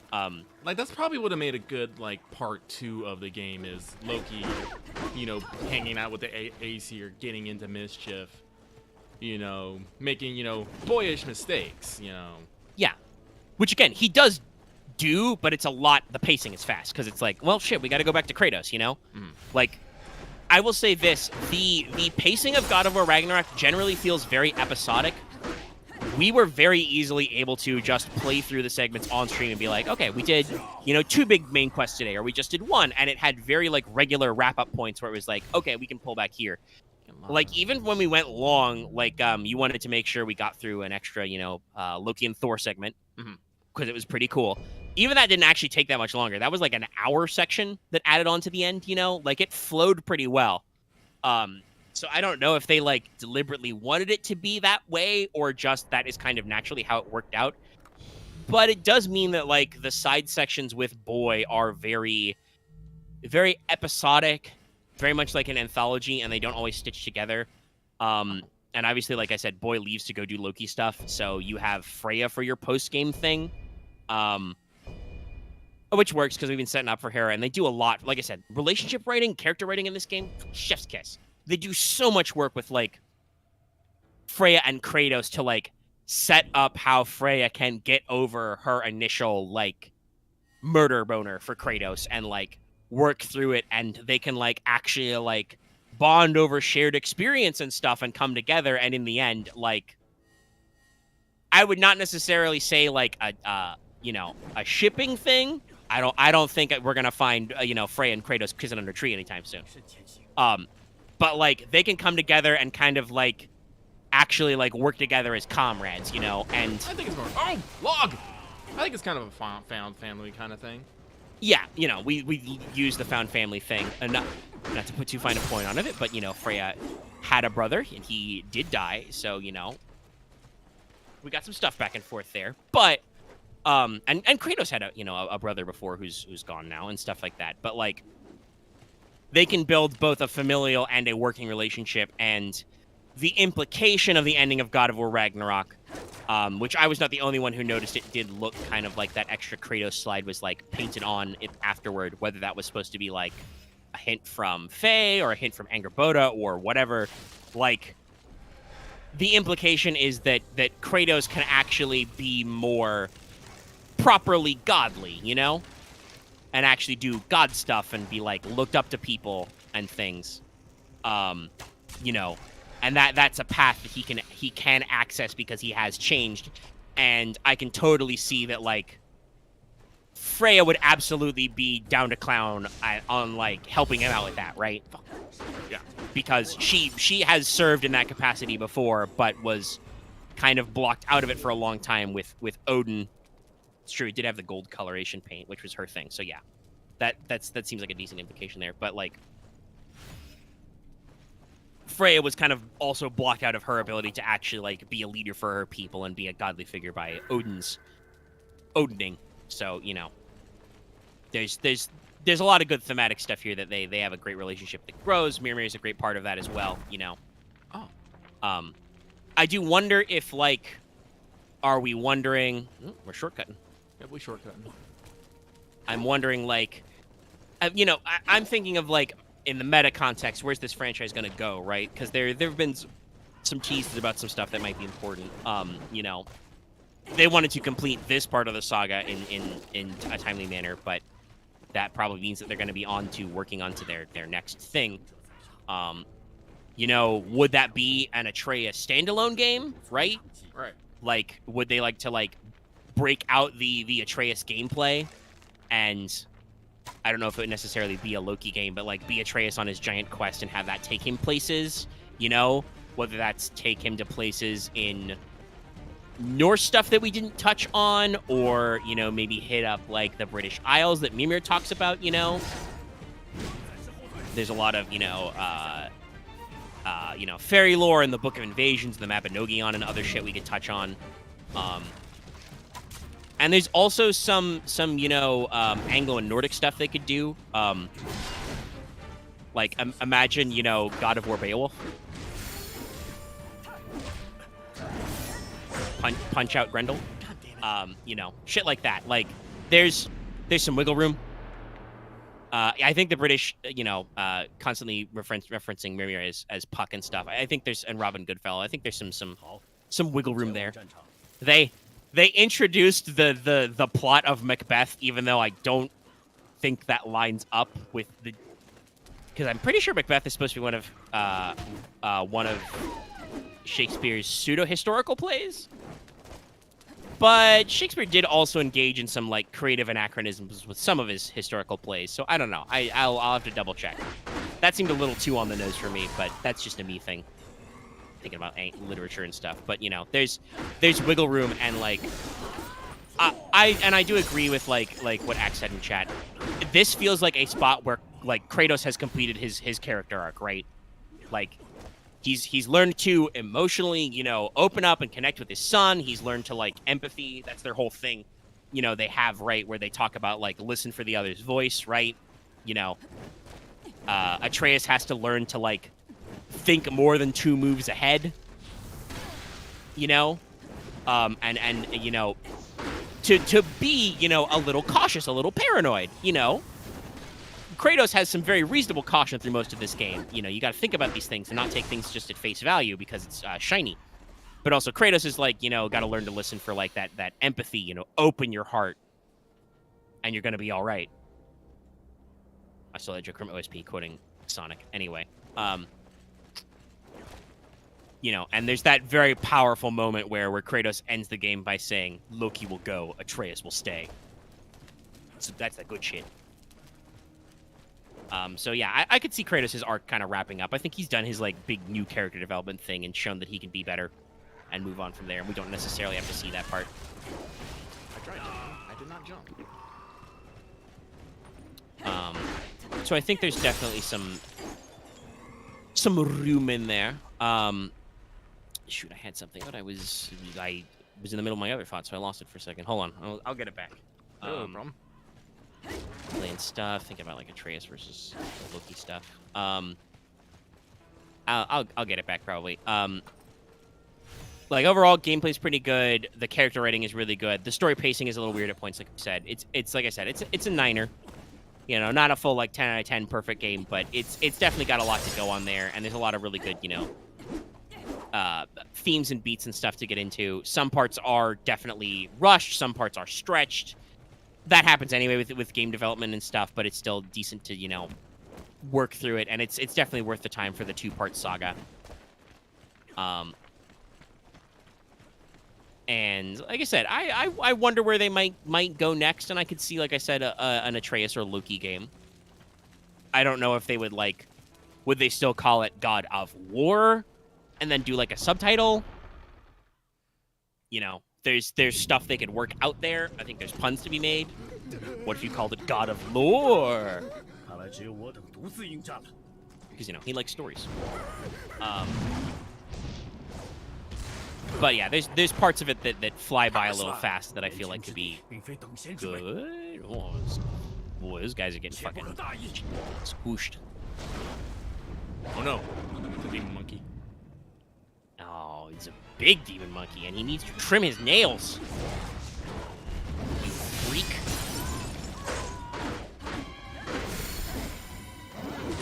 But yeah, I think there's a lot of room for the franchise to grow, and they definitely left that possibility open. In the first game, they pitched a lot more with Tears Travels, right, as including you know, not just Greek stuff, but Egyptian, British, Japanese style stuff. Funnily enough, I actually think there's definitely something to be said for approaching Japanese mythology from a timeline perspective, because this is actually a thing that we brought up before and that Fate has brought up, that Japan's a relatively young country as far as its contiguous history and its current, you know, makeup of peoples go. So mythologically, a lot of their stuff that happened in the Shrouds of History is relatively recent in terms. So there's definitely some wiggle room there. But there's a lot of things they could do, and I'd love to see what they got in the can. I hope that they can, you know, loosen up some stuff. Remember what I was gonna say. Finally, came back to me. I will say, like I said, talking about the character writing is really good, and those moments are really great. I do want to say, I do kind of feel like they changed their tone and their way of doing story stuff a little bit in the second game. And here's what I mean by this. I kind of got the impression, in general, our community and people on the internet, we're not out here dropping spoiler bombs all the time. There was a little loosey-goosey about you know, maybe some of the character stuff while I was, you know, waiting to get to the game while we were doing Plague Tale and stuff. But in general, people managed to play it close to the vest. And honestly, I don't think God of War Ragnarok has a lot of, like, real, like, you know, to use a metaphor like, you know, Snape kills Dumbledore or Darth Vader is Luke's father kind of like... was on me. Fuck. Dogs in these games are always terrible. He was up in your grill. That is true. I just saw that. Damn. But, like, I don't feel like God of War Ragnarok had, like, those big twists, right? Like, there are some character deaths that you might wonder about, you know. You know, how's Thor gonna go? You know, what's gonna happen there? You know, like I said, Freyr dies right at the end. We're kind of playing around with, like, who's gonna get got in Ragnarok. And the game already put that in question because Magni and Modi died, and they don't come back, and that's not how Ragnarok is supposed to go. So you already know, like, from the first game that, like, prophecy is being flexed upon, right? But, like, I don't think that, like, there's anything, like, super dramatic and shocking about Thor's death. I think that how Thor dies in the game is more tragic in how painfully obvious that was the direction it was gonna go, right? Like, I don't think that was a one. Like, the biggest thing that I think would be twisty is, you know, fake Tyr and Brock getting shanked. But even you pointed out that the developers, if you're paying attention to, like, the subtitles and stuff, the developers do set that up a little bit. Yeah. And certainly, like, part of it was because you brought something up that was going to come back later. But in general, I felt like Tyr was gonna go wrong somehow because he was just so useless the whole game, right? Yeah. As Brock brings up, all he did was make dirt soup and hide in a closet.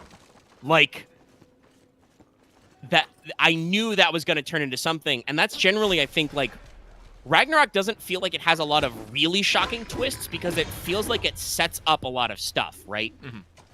And maybe that's them talking about that whole point of, like, you know, tragedy and fate and consequence, you know. Like, you know, it's sad that we have to get, you know, the Mama Needhog because that's what's tying together, you know, Freya's thing, but that happens, so we deal with it. We'll box up all the little ones and go on, you know. Freyr gets his magic sword back, but still dies, so that's kind of like part of the beat, but, you know, he kind of goes out on his terms, covering for everybody, you know. Freya doesn't die. Odin does die, though obviously it's kind of in another weird thing way. Thor does die, but again, that seemed very inevitable. Thrud lives and gets Mjolnir, you know. I forgot his exact name, but your human friend lives. Ska something. Literally means shield, by the way, in Icelandic. He was a literal human shield. That one, OSP pointed that one out to me, and I blew my mind when I got it. I'm like, wow, that is just... There's a lot of wordplay in God of War Ragnarok. I don't get it all because it's all in, like, Icelandic. But they had some deep cuts. But yeah, like, in general, I feel like a lot of people were like, ooh, I can't wait for you to get this part or that part or see what happens. I don't feel like we had quite as many, like, big, splashy moments in God of War Ragnarok as we did in the first God of War. Like I said, I feel like a lot of those moments are way more, like, tight and intimate and character-focused. So it does feel like kind of a tone shift, but in a good way, right? Like, it's not bad, it's just, it kind of surprised me, like, how much more drilled down this is. You know, positive response, but still, you know, it was kind of interesting to me. I honestly kind of feel like the game is better for it, that they didn't feel like they had to do, like, huge out of nowhere twists and reveals and subversions, right? Yeah. Wait from the back of my neck. Whew, it's hot in here. It's still only like 73 degrees outside, and it's almost 10 o'clock. I'll probably crack a window after this, but zam. But yeah, no. So overall, good impressions of God of War Ragnarok. We'll probably have some more thoughts on when we get back around to the next stream for, like, post-game stuff.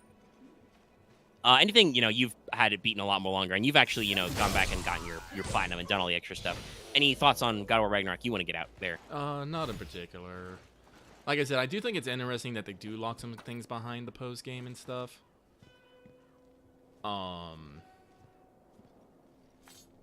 And some of them, like, I only came across because I was wandering around, like, working on getting getting some things done. Like you mentioned, through to get a Mjolnir, that's actually a scene you actually have to find in Alfheim. And she finds Mjolnir in the middle of the desert and picks it up. Oh, wow. I had the impression that she just had it because I saw it flying away with her on the other end of it. Yeah. Yeah, but she doesn't, you gotta remember, she doesn't have it when you meet up at the hold, and That's true. And she says she has to go find something. Oh yeah. I guess that was too. I was very tired. We pushed through extra, and I said when I was sleepy, but yeah. That apparently that was too subtle for me to pick up at the time, at like 1 o'clock in the morning. Man, I'm getting my ass beat by just regular. The fucking critical blows here are kicking my ass. They're the big red ones that if you don't deflect will do massive damage and lower my fucking morale rank, and I'm just like shit. Even like these fucking fucking nameless mooks are kicking my ass because they can do that shit. Because the only thing you can do is you can't block them, you have to deflect them. Yeah, we got some paradigm shifts there. That's. I know that is part of the charm of these things is that like, oh, you're never really safe. But also, like, that is the part that I think always frustrates me the most about Soulsborne-type games is when you're like, I'm just minding my own business and there are regular assholes here and they are soloing me. Whoop. I guess just came up behind you. A lot of moving to be done there.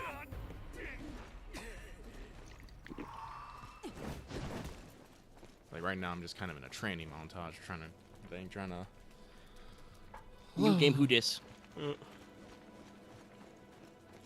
Okay, but yeah. I'll check that out there. Let's see. Got a couple of minor things to mention.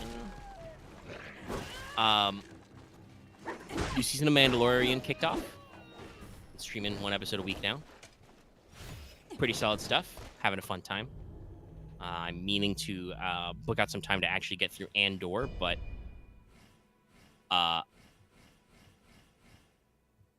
I have not had that time because it's only been like a couple of days. And like I said, I've been trying to get back into all sorts of other stuff. So that's a solid one. In terms of just, weird me things, chat may recall sometimes that, I have a pretty eclectic taste in music. I think a lot of us do. But sometimes I kind of just, fall into weird subgenres. Subgenres, etc. are very... very interesting. We had some other conversations about that. I don't think we are going to reiterate right now. But like, for instance, the people may remember that in particularly around the time of when writing Operation Starcourt, the Delta Green scenario, I got, I don't know if I would say really into because I wasn't like crazy, but I got pretty into like mall soft and certain vaporwave genres. I don't listen all the time now, but like it because it kind of catches some pretty particular moods. But that definitely stuck with me in that process. And now just through like rando happenstance, YouTube has got me on dungeon synth. And to basically describe what it seems like dungeon synth is, and there's a lot of variations. It's a genre that I believe has been accepted to be around for a while. There's like a video that's like dungeon synth in like 20 different styles in 20 minutes or whatever with examples. The best way I can describe it is basically picture dungeon synth as like, what if, synthesizer, compressed ass music from the 80s and 90s in video games was just a normal music genre. That's dungeon synth basically. Or at least the parts of it that I really like, It's all heavy on the synths and stuff. Like he's figuring out some emotes. Yep. Fucking, swift as a coursing river over here. But yeah, so that's basically the dungeon synth type stuff that I liked and have been recommended is just it's similar, I think, to the Malsoft vibes. It just fills me with a sense of kind of like generalized, non-specific nostalgia. Like, it's just like, oh man, this sounds like fucking old-ass video game music. We had a little bit of an old man competition Wednesday. We did? Trying to figure out how old everybody was. Oh, yeah.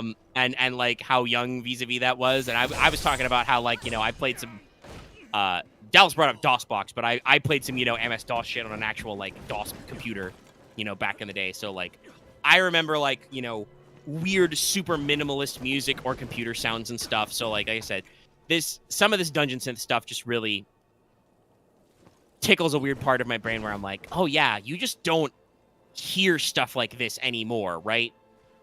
Like, obviously, there are retro games and there are certainly retroized soundtracks, but those are usually very specific. And even... Oh, you can shove that guy off a cliff.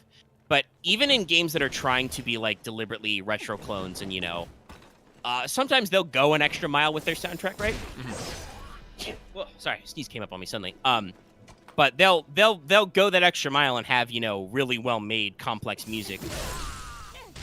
Even though some historical games did not do that. So it's just, you know, a little interesting thing, and that's why I tucked it into the thumbnail in case you're wondering. But help me out with some Gensekai work. Yeah. But just, you know, want to mention, Gensekai, we're all very excited. AP actually got out early. We're going to have a fun time this week coming up. Been doing a little bit of background writing. I'm kind of ping-ponging back and forth between a couple of subjects. Oh. I fell off the edge. Oh, did it not actually just straight up kill me? No, it just put me at 0 health. Wild. I appreciate that. I'm a little behind, but I don't want to... So I fell off a cliff by accident, but I didn't, like, die. I just got put at, like, 0 health and put back up. Oh, yeah, so it's kind of the way 14 handles it, you know, and some other games where fall damage won't kill you, per se. It'll just, you know, put you in a bad spot. Yeah, 6 floppies. Floppies are small. But yeah, I've been kind of bouncing around a lot of stuff. Okay, one thing that I was working on throughout the week is just... did I actually mention? I don't remember if I mentioned this part. I mentioned that I added some stuff to the Adventurer's Guide of Food and Drink, but I did actually, at the bottom, I added a couple of tables. Oh, cool. Charts. One of them breaks down items kind of like by region or culture. And the other kind of breaks them down by classification of dish. Mm-hmm. Which, by the way, very arbitrary. Like, I had to make some choices. Like, you know, what am I going to put on here? Probably, like, breads, you know, cereals and seeds and stuff is probably separate. Like, baking something as a bread versus, you know, just eating a cereal grain, you know. Meats, seafood, obviously, greens, but then, like, mixing stuff or, like, I guess pastries are separate because that's, like, a bread and also a stuffing kind of a thing. It's very arbitrary and very confusing. Trust me, I agonized over it a lot. But then when I made this chart of, like, by region or culture, I was like, some of these are very thin. Probably flesh this out a little. So I've been working on, like, crafting ideas to fill in gaps for certain cultures. Like, not a lot of, you know, gin-specific things were commented on. There's some wiggle room with, like, along ways, like, decently filled out, but there's definitely some stuff there for, like, certain, like, Beastman cultures, some of the other ones, like, in, like, New Lemuria, the Freebooter Isles and stuff, been squiggling on. So that was just something I've been, like, trying to, like, you know, press out and come up with some more ideas and make stuff feel a little more fleshed out. Mm-hmm. I've also been working on the travelogue a lot as I bounce back and forth between that and finally wrapping up my last little bits of adversary stuff. There's been some discussion amongst the group about not knowing necessarily where we're going next after stuff, and, like, I'm like, I have places I think I'm gonna make you go. I got some pretty good lead-ins to take you places because I think they're neat. I have a lot of ideas in particular for right now for, like, Ombre in the way south of the Polis League for some, like, desert stuff. That's gonna give some of the player characters some agita, but I'm like, no, but I have really cool ideas. You'll see. But just in general, I'm writing a lot of stuff and thinking about how, like, I got some stuff that'll hook you. Like, I don't know if anybody's read them yet, but if the squad reads about or hears about like what I got for Rosa and for Tay, you're gonna be like, I probably want to go there.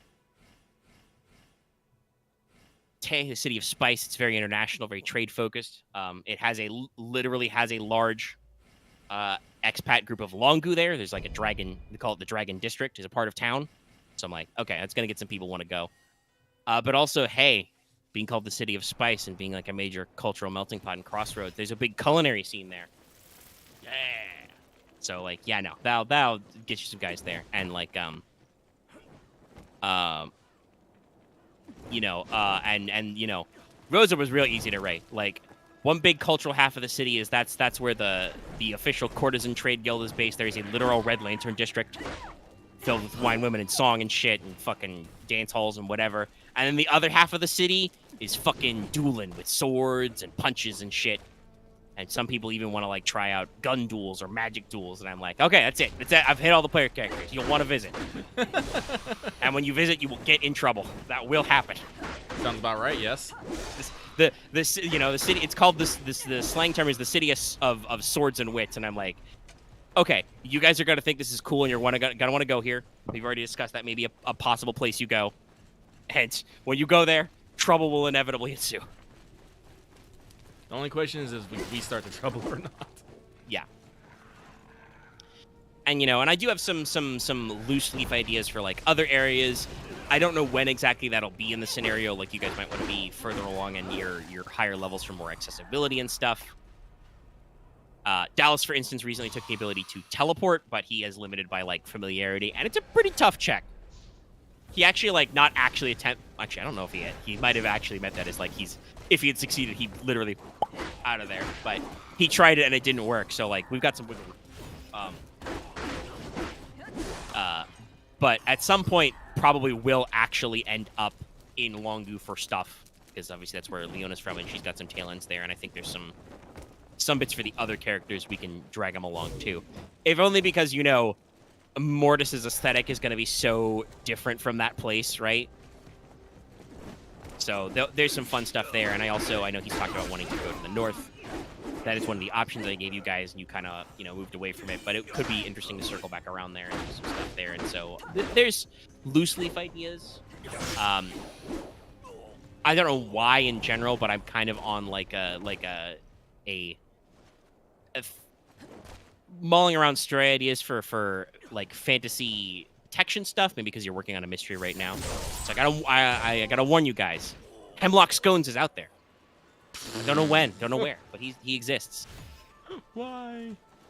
I'm pretty sure I used a different surname before the joke before, but my most recent iteration is I thought of Hemlock Scones. It's like, that's staying. My father was an elf, and my mother liked to bake Hemlock Scones. He's going to be accompanied by Sir Dr. Professor Winston. Who's your Dr. M? Hmm? Who's your Dr. M or Professor M? Oh, Professor Morgan?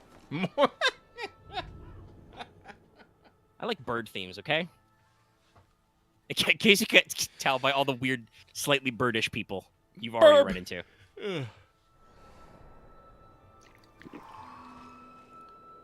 Well, Katai's not a desert. It is a verdant valley. It's a sweeping, broad valley. Yep, there's a desert. The Barrier Desert. No one really lives there. Well, actually, I think some Jinn live there. Yeah, Jinnistan is hidden in there. Somewhere. That's where the Carmel Elp Sanctuary is hidden. Oazo is somewhere deep in the desert. But yeah, it's mostly just like nomadic tribes and scattered villages. I think there's a canyon full of bandits somewhere in there. There's always a canyon full of bandits. Yeah, you know, just usual stuff. There's lost cities and shit. There's you know, and the way I write plot hooks is there's a lot of just weird shit hidden in the corners. I'm pretty sure in the Eastern Desert description it talks about how there's rumors of like a walled city covered in bronze mirrors that's inaccessible, and the inner city is controlled by the Phoenix Guard, who insist you cannot go. It's a kind of forbidden city, bossing say shit. You know, because lost cities in the desert. It's cool. It is an aesthetic.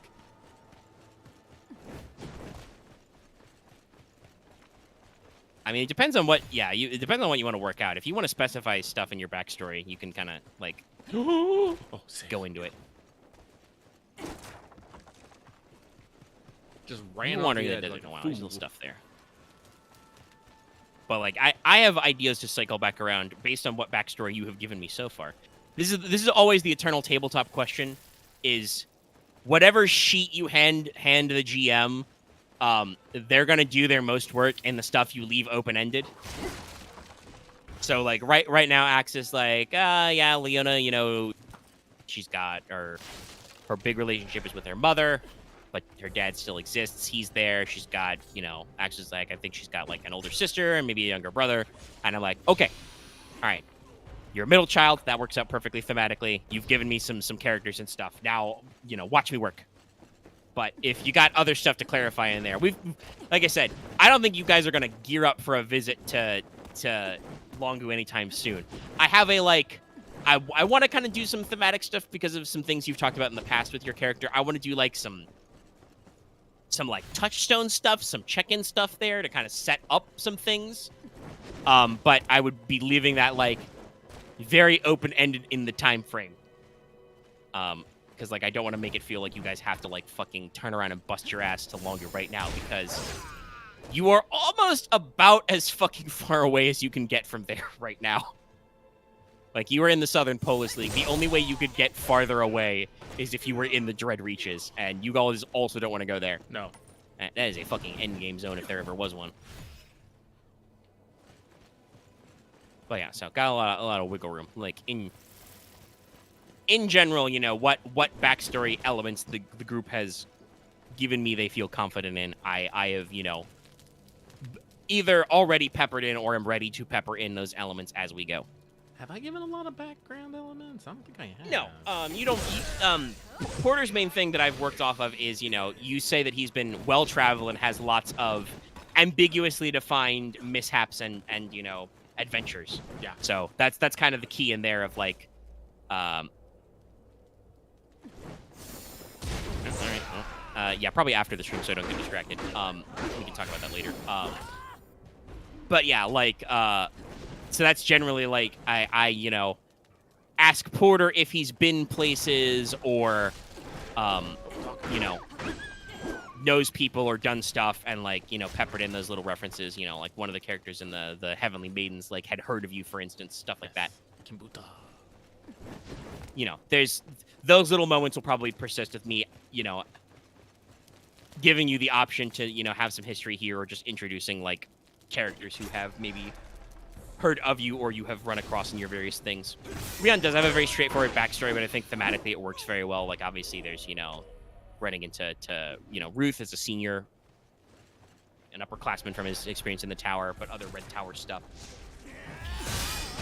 And also, you know, thematically probably some of his, you know, touchy relationship with Dio and whatnot to work on.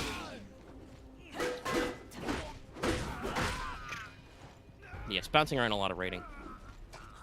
Let me see. There are a few other things I could talk about.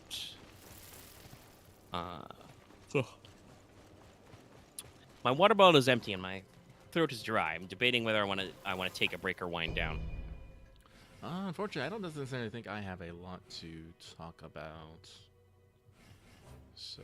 Anything you got to you know, while you're playing it, to get out about Wo Long so far? No, it's basically what I was expecting. I heard a lot of people talking about it. It was basically Team Ninja Sekiro, and I'm getting that vibe. Like I said, they seem to be a lot lighter on the item drops than they were on Neo and Neo 2.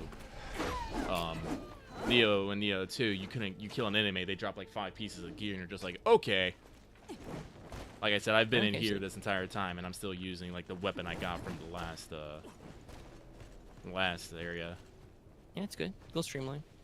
So it seems a little bit more streamlined. Like I said, the difficulty is what I was expecting, as in I am getting my ass beat constantly. But that's. But you know, you're not even 3 hours in, so. Yeah. Seems normal.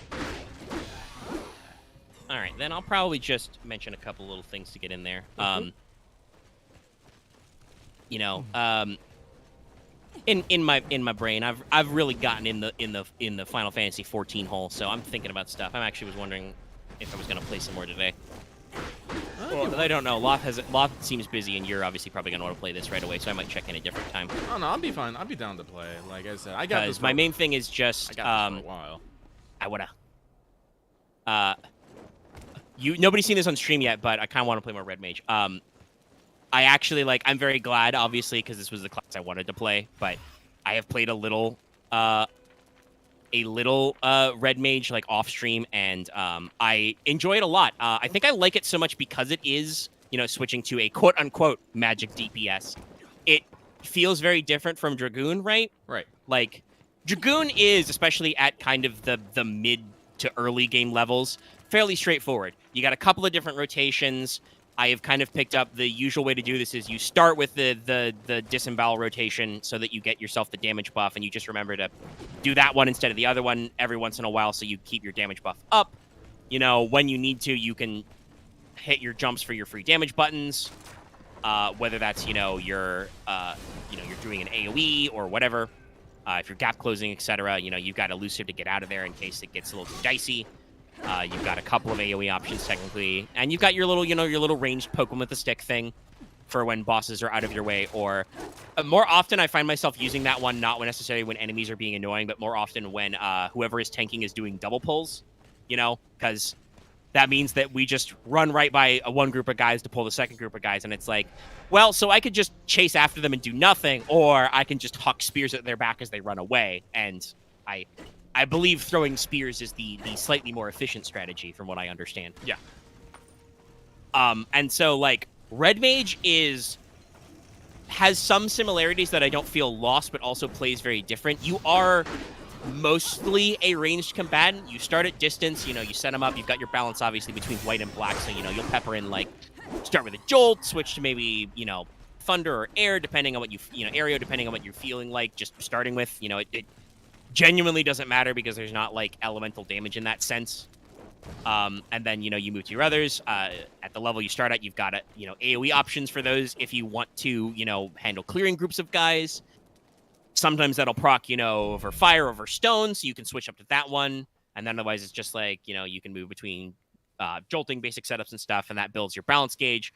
And then normally the way I think that it wants to be played, and people can correct me if I'm crazy off base, but it seems like once your gauge is juiced up, that's when your melee moves get better. That's when you pull out your gap closer, get in there, drop the melee combo, and then fucking kick him in the face and flip away back to ranged. Yep. You when you build up enough strength, you get in there, you slap them, and you get back. Sometimes I've also, because we did a lot of practice in Palace of the Dead, sometimes I would also just use the melee line when guys were already up in my grill, and I'm just like, okay, he's here. They're not, we're leveling at a pretty good clip. I'm just gonna clap him melee because he's in my face, kind of a thing, So you don't feel helpless in close quarters by any means, and but you're at your best damage when you're like, okay, I'm fully juiced. I'm gonna get in there, slap him, and then by the time you're done slapping, you can usually bounce back. And you've got free damage bonus buttons and stuff with Fletch and things. So there's a lot of variety, and I had a lot of fun going through. Did we do 20 or 30 levels of Palace of the Dead? But yeah, I've 31. Okay, so we did 30 floors. The main thing I was thinking was, other than just me probably, while other people were doing stuff or just on my own clearing out some hunting guide stuff, was I don't think we actually got to the bottom of the list of all the dungeons and hard modes and shit I can access in AAR. Probably not. I think we ever actually finished that list, so that's just good to have, and it's new content to do. And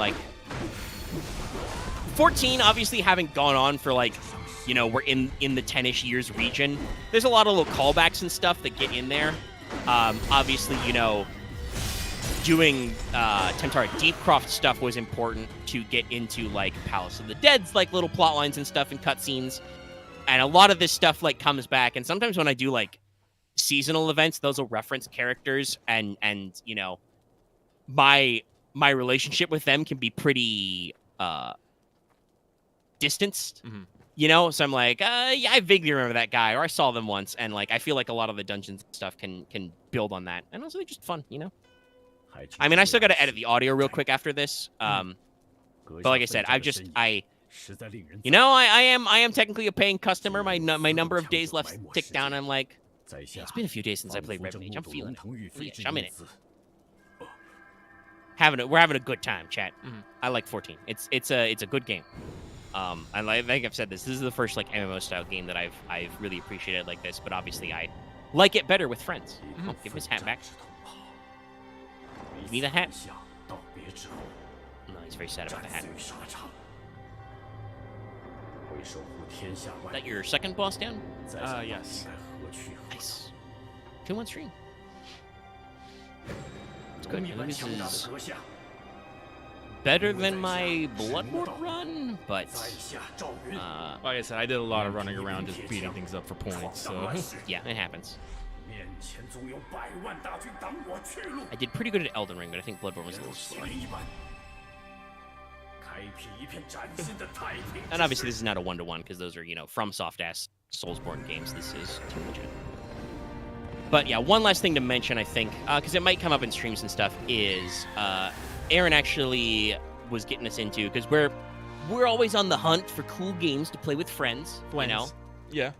14 is cool, and we've built up a pretty diverse group, and we haven't even like fucking, you know, scooped up every possible person on our server who plays. You know, some of them are on different servers or doing their own thing.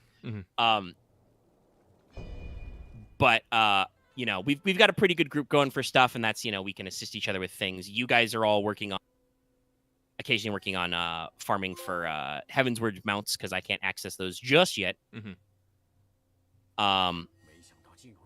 But we're hunting for games. We did a big long. Oh, that was only a mid boss. Oh, interesting. Pretty slappy. No, Axe. It is the correct topic shift. I'm getting back around it. I'm just saying, like, Aaron pitched this game to us because we're looking for games to play. Bear Trauma is one of our games we're pretty deep in, but that requires a very specific makeup of people. Usually, if Loth can't make it, we don't want to play because Loth is our nuke engineer, and none of us wants to fuck with the nuclear reactor that will catch on fire if you fuck it up. That's just something we don't want to deal with. It would, like, hypothetically, it would be a pain in the ass. We could play without Axe. That probably would not be very fun because, like, he is usually our pilot, and also as the captain of the boat, he does a lot of the, like, managing our jobs and shit. That means that would be something that I think you would have to handle as, like, the server host. Like, but hypothetically, I don't think that just driving the boat is enough of a pain in the ass that we don't feel like some of us could do it. I have actually, while Axe has been dead, driven our sub before, so, like, it's not terrible. You probably would not want me to just drive the sub because you want somebody to shoot the guns, but, you know, we can work it out. But so we're looking for new games. So Aaron introduced us to a new Jackbuck-esque game called King of the Castle. It just came out. It's only $5 on Steam. So at the very least, it is very affordable. Yeah, Axe, I think, says it best. He's both pointless and extremely valuable at the same time. Because the captain spends a lot of time sitting on the boat, but also you got to squiggle around. Yeah, we wouldn't have your buffs, but I don't actually know how much that works. I know you want to feel like the buffs are important, and I'm sure they are good for percentages, but that's, you know, min-maxing. I don't know if that actually affects how we feel playing the game, right? It is helpful, but again, it's one of those things where, like, we'd notice if the sub was fucking on fire and exploding or out of power all the time. I don't know if we'd notice if we missed your little AoE buffs. We'd notice if we had, like, an NPC driving us around and crashing us into walls and shit. Taking us through Brownlust Flora. Ugh. It was a bad time. That was a bad time. I'm gonna craft so many fucking fire grenades when we get some shit. Just in case. But yeah, Aaron introduced to King of the Castle, like I said. Very affordable game. It's a little weird, right? To put a comparison, think of it as, like, I think it's a halfway point between a Jackbox game, because it is very clearly, like, technically only one of you needs to own it, and the rest of you do it on browser, though it helps if the king, the monarch, streams his side of the game, or her side, or their side, or whatever. But also, it reminds me a lot of a board game I think is really neat, though I've never had a chance to play it because it's very complex and there's no, like, proper digital version, called King's Dilemma. Basically, one player is the monarch. They are the ruler of a kingdom. They are trying to have an heir and accomplish their personal goals so that they can retire. The rest of the player characters are their King's Council of Nobles. They are trying to accomplish their own secret schemes and mostly fuck over the king. There is some wiggle room here. Like, technically, you might decide that the king winning is better than your rival factions winning, and so on and so forth. The game's max player count is like 24. I definitely feel like the game benefits from being closer to that number than not. In the beta, it was apparently like 72, which I think we all agreed and the developers agreed was too much. It does have a Twitch integration, so you can get like 1,000 people involved. I don't know about that part. I did end up buying the game because that lets you do cosmetics. Yep. So I could totally see that coming up as a stream sometime and just streaming it to like whoever the fuck the 24 first people to get in are and go that way. But with just 5 monarchs, it was a little weird. Technically, like I said that I felt a little jobbed out because I was alone in my faction. That kind of put me on a bad foot a lot of times because I wasn't a very strong voting block. But also, honestly, I think if there was an extra one of us, that would also have been weird because it would have ended up in a lot of ties, a lot of 3-way ties, because we would have voted in our own little block. So yeah, it's any game that has a democratic element, there's going to be weirdness in it with the game theory. Early on, or kind of midway through, after we had some air stuff, I kind of figured that like I wasn't going to be as easily able to get my stuff on, and technically I shot myself in the foot a little to try and get around the North Lords. It did not work. Spoilers, they won. But from that point on, I ended up kind of playing a little more on like the king side, and I was wondering if like, because fun fact, through just shenanigans, I don't know if Aaron intended to click this way, and it was kind of a goof, but he ended up, you know, picking for his spouse an heir of my land. So I was like, well, if that works out, you know, that would be good for me. But at some point, you know, we had a conversation. It was like, I feel kind of like I'm being outvoted and stuff. And you were like, well, you know, you can engage in diplomacy and have some back and forth. And I was like, yeah, Lucky, I don't know if I can necessarily trust that to be true. And I want to be clear now. I didn't necessarily mean that between you and me.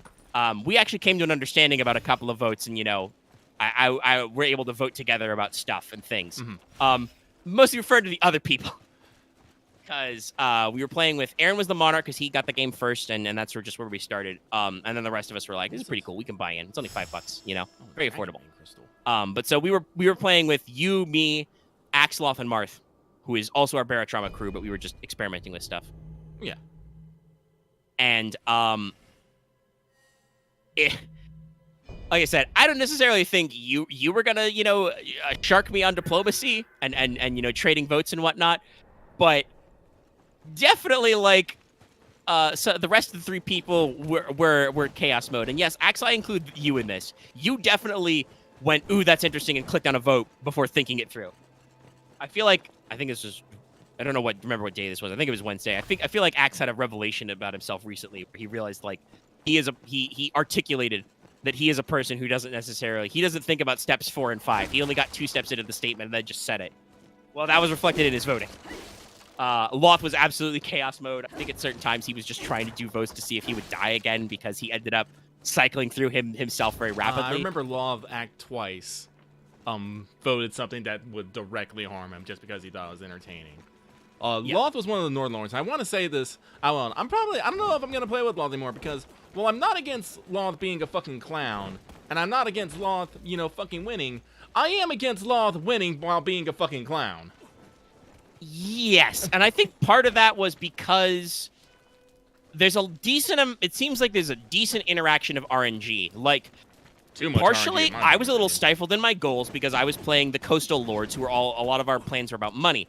Well, guess what? Both my personal wealth and my personal money got fucking stolen by my land's wealth points, and my personal wealth got fucking hijacked by the North Lords in a random event. And kind of, you know, there wasn't a direct decision in there. And on the one hand, that could have set me up for a rebellion. But because that happened early, I think that, you know, the king and the rest of the crew was able to take some actions to kind of like smooth out my group's defiance, as it were, and play that balancing game a little bit better. That did not work out for how the North Lords were. But they just ended up kind of like falling into their stuff, and even when we took some steps against them, there was also a threat that like they were going to be rebelling because their dissatisfaction was very high. And I don't necessarily know. Like, I'd love to like. I wonder if I can, because I can run the game on my own on Steam. I wonder if I could like also run because I have 2 monitors, run like a fucking browser window and like test out some like random events and see. But yeah, like. There were a lot of moments where just shit started happening that, like, set up the North Lord's goals really well. And, like, you guys were also one step away from winning, but they were, like, one step away from winning with, like, 2 different ends, right? Like, they were rebelling with a fuck ton of military and also were getting their plans for Ragnarok out there and shit, you know? Mm-hmm. Okay, if you play the game with the tutorial, it has some more balanced events than following games. Okay. Makes sense, because that did actually... your first turn was, like, straight-up structured shit. Like, you gotta do this, you gotta do that. Introduce the King's Council and shit. But, yeah, like, I like I said, I don't have any... I agree with you. I don't necessarily have any problem with Loth going chaos mode. And there were certainly funny moments. But... And I hope it wasn't, and nobody, like, said for me to cut it out, but I hope it wasn't too obnoxious. But I definitely started, when I was looking at the options, I started being the logic boy and being like, okay, here's what these symbols mean. Some of it was me talking out loud, but some of it was me trying to, like, push the other players to act in a more rational way. Loth was like, no, fuck you, I refuse to be rational. Yeah. I would say, here's how this vote is bad for the North. And obviously that would, encourage, you and Axe were on the east, the counts of the east. I was obviously on my own on the coast.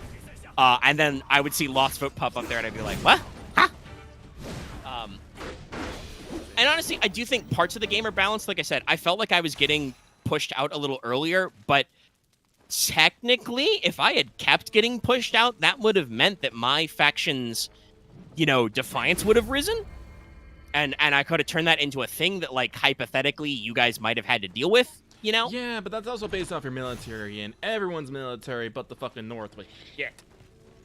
It's true. I don't know if maybe, like, if there's, like, the game is very new, right? It's I literally joked about this when we were playing. It's V 1.0.0. It may be that there are, like, faction balances involved, Like, maybe we should have, like, picked everybody who had stats about there, because, like, I feel like you and me, we started, I should say, the East and the Coast, started about the same level on stuff, right? I think you had a slight edge on farming, I started with a slight edge on trade, and we kind of, like, were able to, through event progress, go there. Though I know that you felt a little frustrated because your end goal was, like, have a shitload of money. Oh, no, and... it was have a shitload of trade.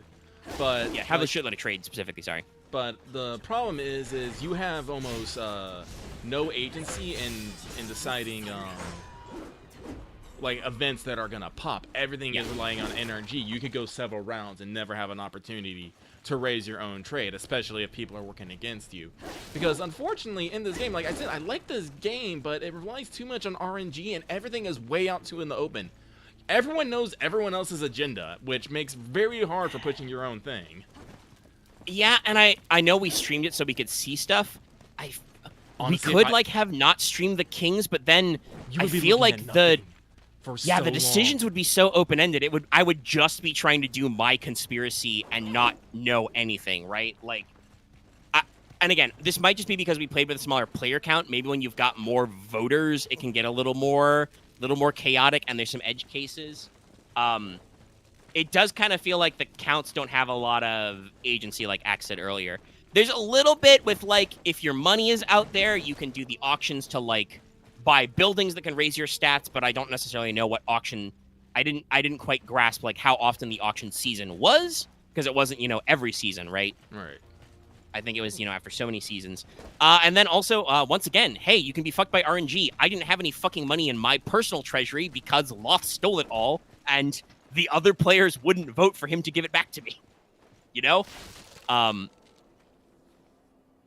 And that was just because of, like, the stuff going on, right? Like, I think that had those events been happening later, the Counts of the East totally would have been like, yes, take Lot's money away. He doesn't need it. They're about to win. But that was kind of like early to mid game when we were all still figuring our shit out, you know? Mm. I think we do have to do like a second game and see how it goes. And like I said, I would like to at some point, I think, stream it and just see like what like, hey, the code is posted public. I am the monarch. What does chat do? Kind of a thing, right? I am the king. I don't even think we'll fill all 24 if I do that, because there's not like a lot of. I know Aaron kind of cottoned onto it, and he's like been following the Discord and the beta and stuff, but like I haven't heard a huge splash about this game, which it seems neat. Like I said, it's very much like King's Dilemma. There's definitely some very interesting and honestly like fun or funny writing in it, right? Yeah. Like it's got a good sense of humor on its shoulders, you know. A lot of the king responses are top percent. I will say that. Yeah. No, there's some good work here, but it is a 1.0. It feels a little rough. Like there might be some balance there of like some extra complexity. Like as a it feels like it's a great party game for big parties or like again the Twitch mode, you know. So it's interesting. We'll have to try it again, but it's definitely like there was some dissatisfaction around there that, like I said, like as you brought up, the faction that technically fucked around the most and clowned around was the one who just won, because at some point, like, a lot of their goals were like already preset for them. It was like, oh, we have to raise everybody else's trade. Well, guess what? You and me were big trade focuses, so that was literally our goals, were to like both of us separately had instances of trying to have the most trade. So it was like, well, fuck, what do we do? We can't drop our trade because guess what? There's no way to like, because here's the thing, like everything is very council facing. You can't do a lot of things on your own. The only things you really control is how you're gonna try and fuck over the king, which I thought was also fucking weird. Of like, what if I just don't want to fuck over the king? Yeah, I think you just you brought this up. I think you just have to decide to do that, because I decided to do that. Like, once I had accidentally tanked, or, well, no, it was intentional, but once I had tanked my own trade and, like, realized that, like, that wasn't going to help me either, because we were both at 7 out of 10. There was no way to get below 10 cumulative. That might be another, like, balance thing, like certain factions interaction. Because I think there's a decent amount. There's, like, 6 or more of them. We just kind of rattled off the cuff with what we thought was cool. And then didn't get to pick our factions, so... A little bit of funniness back and forth there. 5 total? Okay. So there's like 6 cosmetics, because you can also do your cosmetic for the Monarch. But yeah, like I think you can, like I said, as a player, you can just make the choice that the king winning is better than your enemies, but I don't know if the game part of the game rewards that, right? Like, technically, like, I mean, there's nothing stopping us from just fucking role-playing the game and just seeing what happens. Well, like I said, like, even if you say that, you technically will not stop your scheme. Like, no, it's true. And if my scheme won't stop. And if by random ass happenstance you do achieve your thing, like, I remember this while me and Axe, because me and Axe were the counts. We were the counts of the East. We were very spooky. Our thing is we needed to raid our trade by 2, just 2, to get into our third one. We got 1 trade, but it was from a completely random ass thing, which involved cats, by the way. Yeah. That we, like I said, we voted on, but we didn't actually, like, I don't know if we didn't actually win the vote for the thing, because if I remember, it was a plague of rats, and then everyone's all like, ship them cats. Yeah. Which, solved the problem, but also gave us 1 random ass trade, and we're like, oh, that is a pleasant surprise, but at the same time, completely unexpected. Yeah, there were a couple of votes where what the game said would be the result and what was actually the result were a little different, and some of that is because the king has some choices, but some of that seemed like it was just tag-on effects, like that trade was just added at the end, and the game, the event that ended the game was just, oh, well, guess what? We added some stability down on at the end, after some random rolls, and it was like, okay, I feel like, and obviously that's probably to the point, but as you said, this game feels very transparent, so the parts where it's not transparent is, like, harder. I don't know. I mean, I personally feel like I'm going to take, like, what the game says about what the events will do kind of like a little less at face value, right? Mm-hmm. Now that we saw several examples of that and being like, okay, so the game's not going to reveal us everything about what this does. So we need to like keep our minds open to what could be bad or good, you know. It's a neat game, like I said. We'll have to play it again, but there's some wiggle room in there. Mm-hmm. But yeah, that was my last big thing in the list. So we did almost hit 3 hours. That's good, right? My throat is a little scratchy. I need to get some water. I need to open my window because it's finally dropping to about 70 degrees. Probably Oh, no. Like, Marth, I personally don't blame you. I do count you as one of the chaotic players, but I think that was just because you were like, I don't know what I'm doing. This sounds fun. Like, No, Loth is intentional chaos. Yeah, Loth is the kind of person who says, okay, I can push this button to act like a rational, you know, sane person and make an informed choice. But this button I know will be really funny. I will push the chaos button. Like, the same with Axe. Like, Axe made some chaos choices, but I think that was just him being impulsive and just being like, ooh, shiny. Shiny keys. I'm distracted. Yeah, like that. I will say, the North won literally by pure happenstance. Stuff in a vote happened to line up with their goals, but there was no way for any of us to know. Like, I don't even know if they won that vote, right? Right. Like, if they came out predominantly. So it'll be interesting to see. And like Aaron did say that there are some very forced tutorial choices when you do your very first game in a dynasty. So maybe a second follow-up game will be interesting. So. Who knows? Maybe we can get a game in before. Well, actually, I don't know. Wait, no. Aaron works tomorrow. So We'll see when we got time. It only took us like 2-ish hours, I think, to do a full game, and some of that was with like technical difficulties and not knowing what the fuck we were doing. Yeah. But we'll wrap up here and we can move on to some other stuff. Like I said, 14, and after I edit this. Oh, Aaron's off for 2 weeks. Okay, cool. Oh, you are? Neato. Oh, we'll have to we keep can that in definitely mind. probably try and find some bonus time then. Yeah.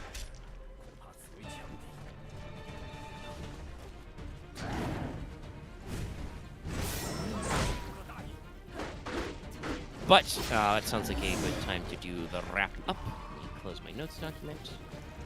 I'm sure Lucky will have fucking loads log! more What? to say. What? Sorry, a dude just like hurled a log at me out of nowhere. I was very surprised. Yeah, you gotta watch out for that shit.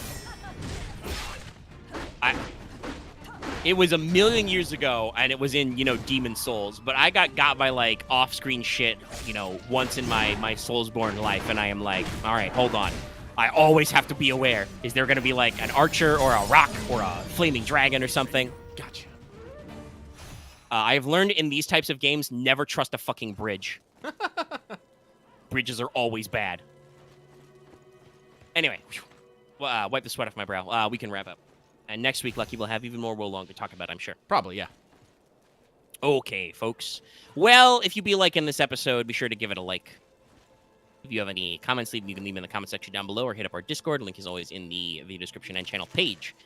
If you are new here, please sub for more and ring that bell for notifications so you always know when we're posting or when we're streaming. Be sure to check out Let's Talk FGO, posted live earlier today. I know it was kind of short, but there's still some good stuff in there. And you can also, like, you know, check out APs and previous streams you mentioned last week. And stay tuned for that, you know, God of War post game. I think I'm going to call it something like post-God game. It could also be post-game God. I'm not really sure. Post-game God flows better, but post-God game is a better reference. That's, you know, God games. Did you get it? Did you get it, chat? Anyway, check that shit out. Make sure you're subbed so you can. Ring the bell. You can support us on Patreon to get access to audio and other stuff early. And I did actually post not only the Fan Servant Friday poll, but the Fail Portrayal poll. Oh, actually, I said this on the Thursday stream, but I should mention it as well on WhatsApp. After doing a Patreon and YouTube members poll for a bonus stream and seeing how that kind of went, I do agree with what Lucky ended up saying about that, in that it didn't really have the effect I wanted. Also, you guys managed to make it a tie anyway after I did the math, so I think future bonus stream polls will just be public. And we'll just go from there. I can, like, you know, focus on why I think I was thinking about, like, you know, revenues and totals in there and stuff. But, like, the effect I was hoping for did not happen. So I'm Gotta drop it. It didn't work like I wanted it to. We'll go back to they'll try the other way and see if that works. You know? Yep. As I said on the Thursday stream, on the bonus stream, I don't want to be afraid to admit I was wrong and stuff didn't work out like I thought it would. I'm not going to say I'm not afraid, because that's a bold statement to make. But we can hope to be better, as Kratos would say. Be better. But yeah, so there'll probably be another one of those sometime later. But did get a Fanservant Friday and a Field Betrayal Patreon poll up. I wasn't even thinking about that. You guys been liking Field Betrayal lately? I appreciate that we have a fucking radar. I just realized. Raiders are cool. It's like, it doesn't give me like the streaming, but it tells me the direction of, you know, enemies, neat things. I'm like, yeah, that's useful. Yeah, especially in this type of game. But also consider supporting us on YouTube memberships. Click the join button or the link in the description. Get access to membership badges and emotes, which you can use during live chats. It's cool. That's everything I got. Hang on. There you are.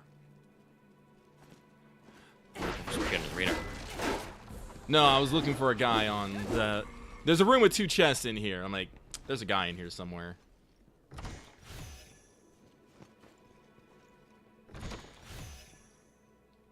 White Horse Servant Cavalry. How does this look?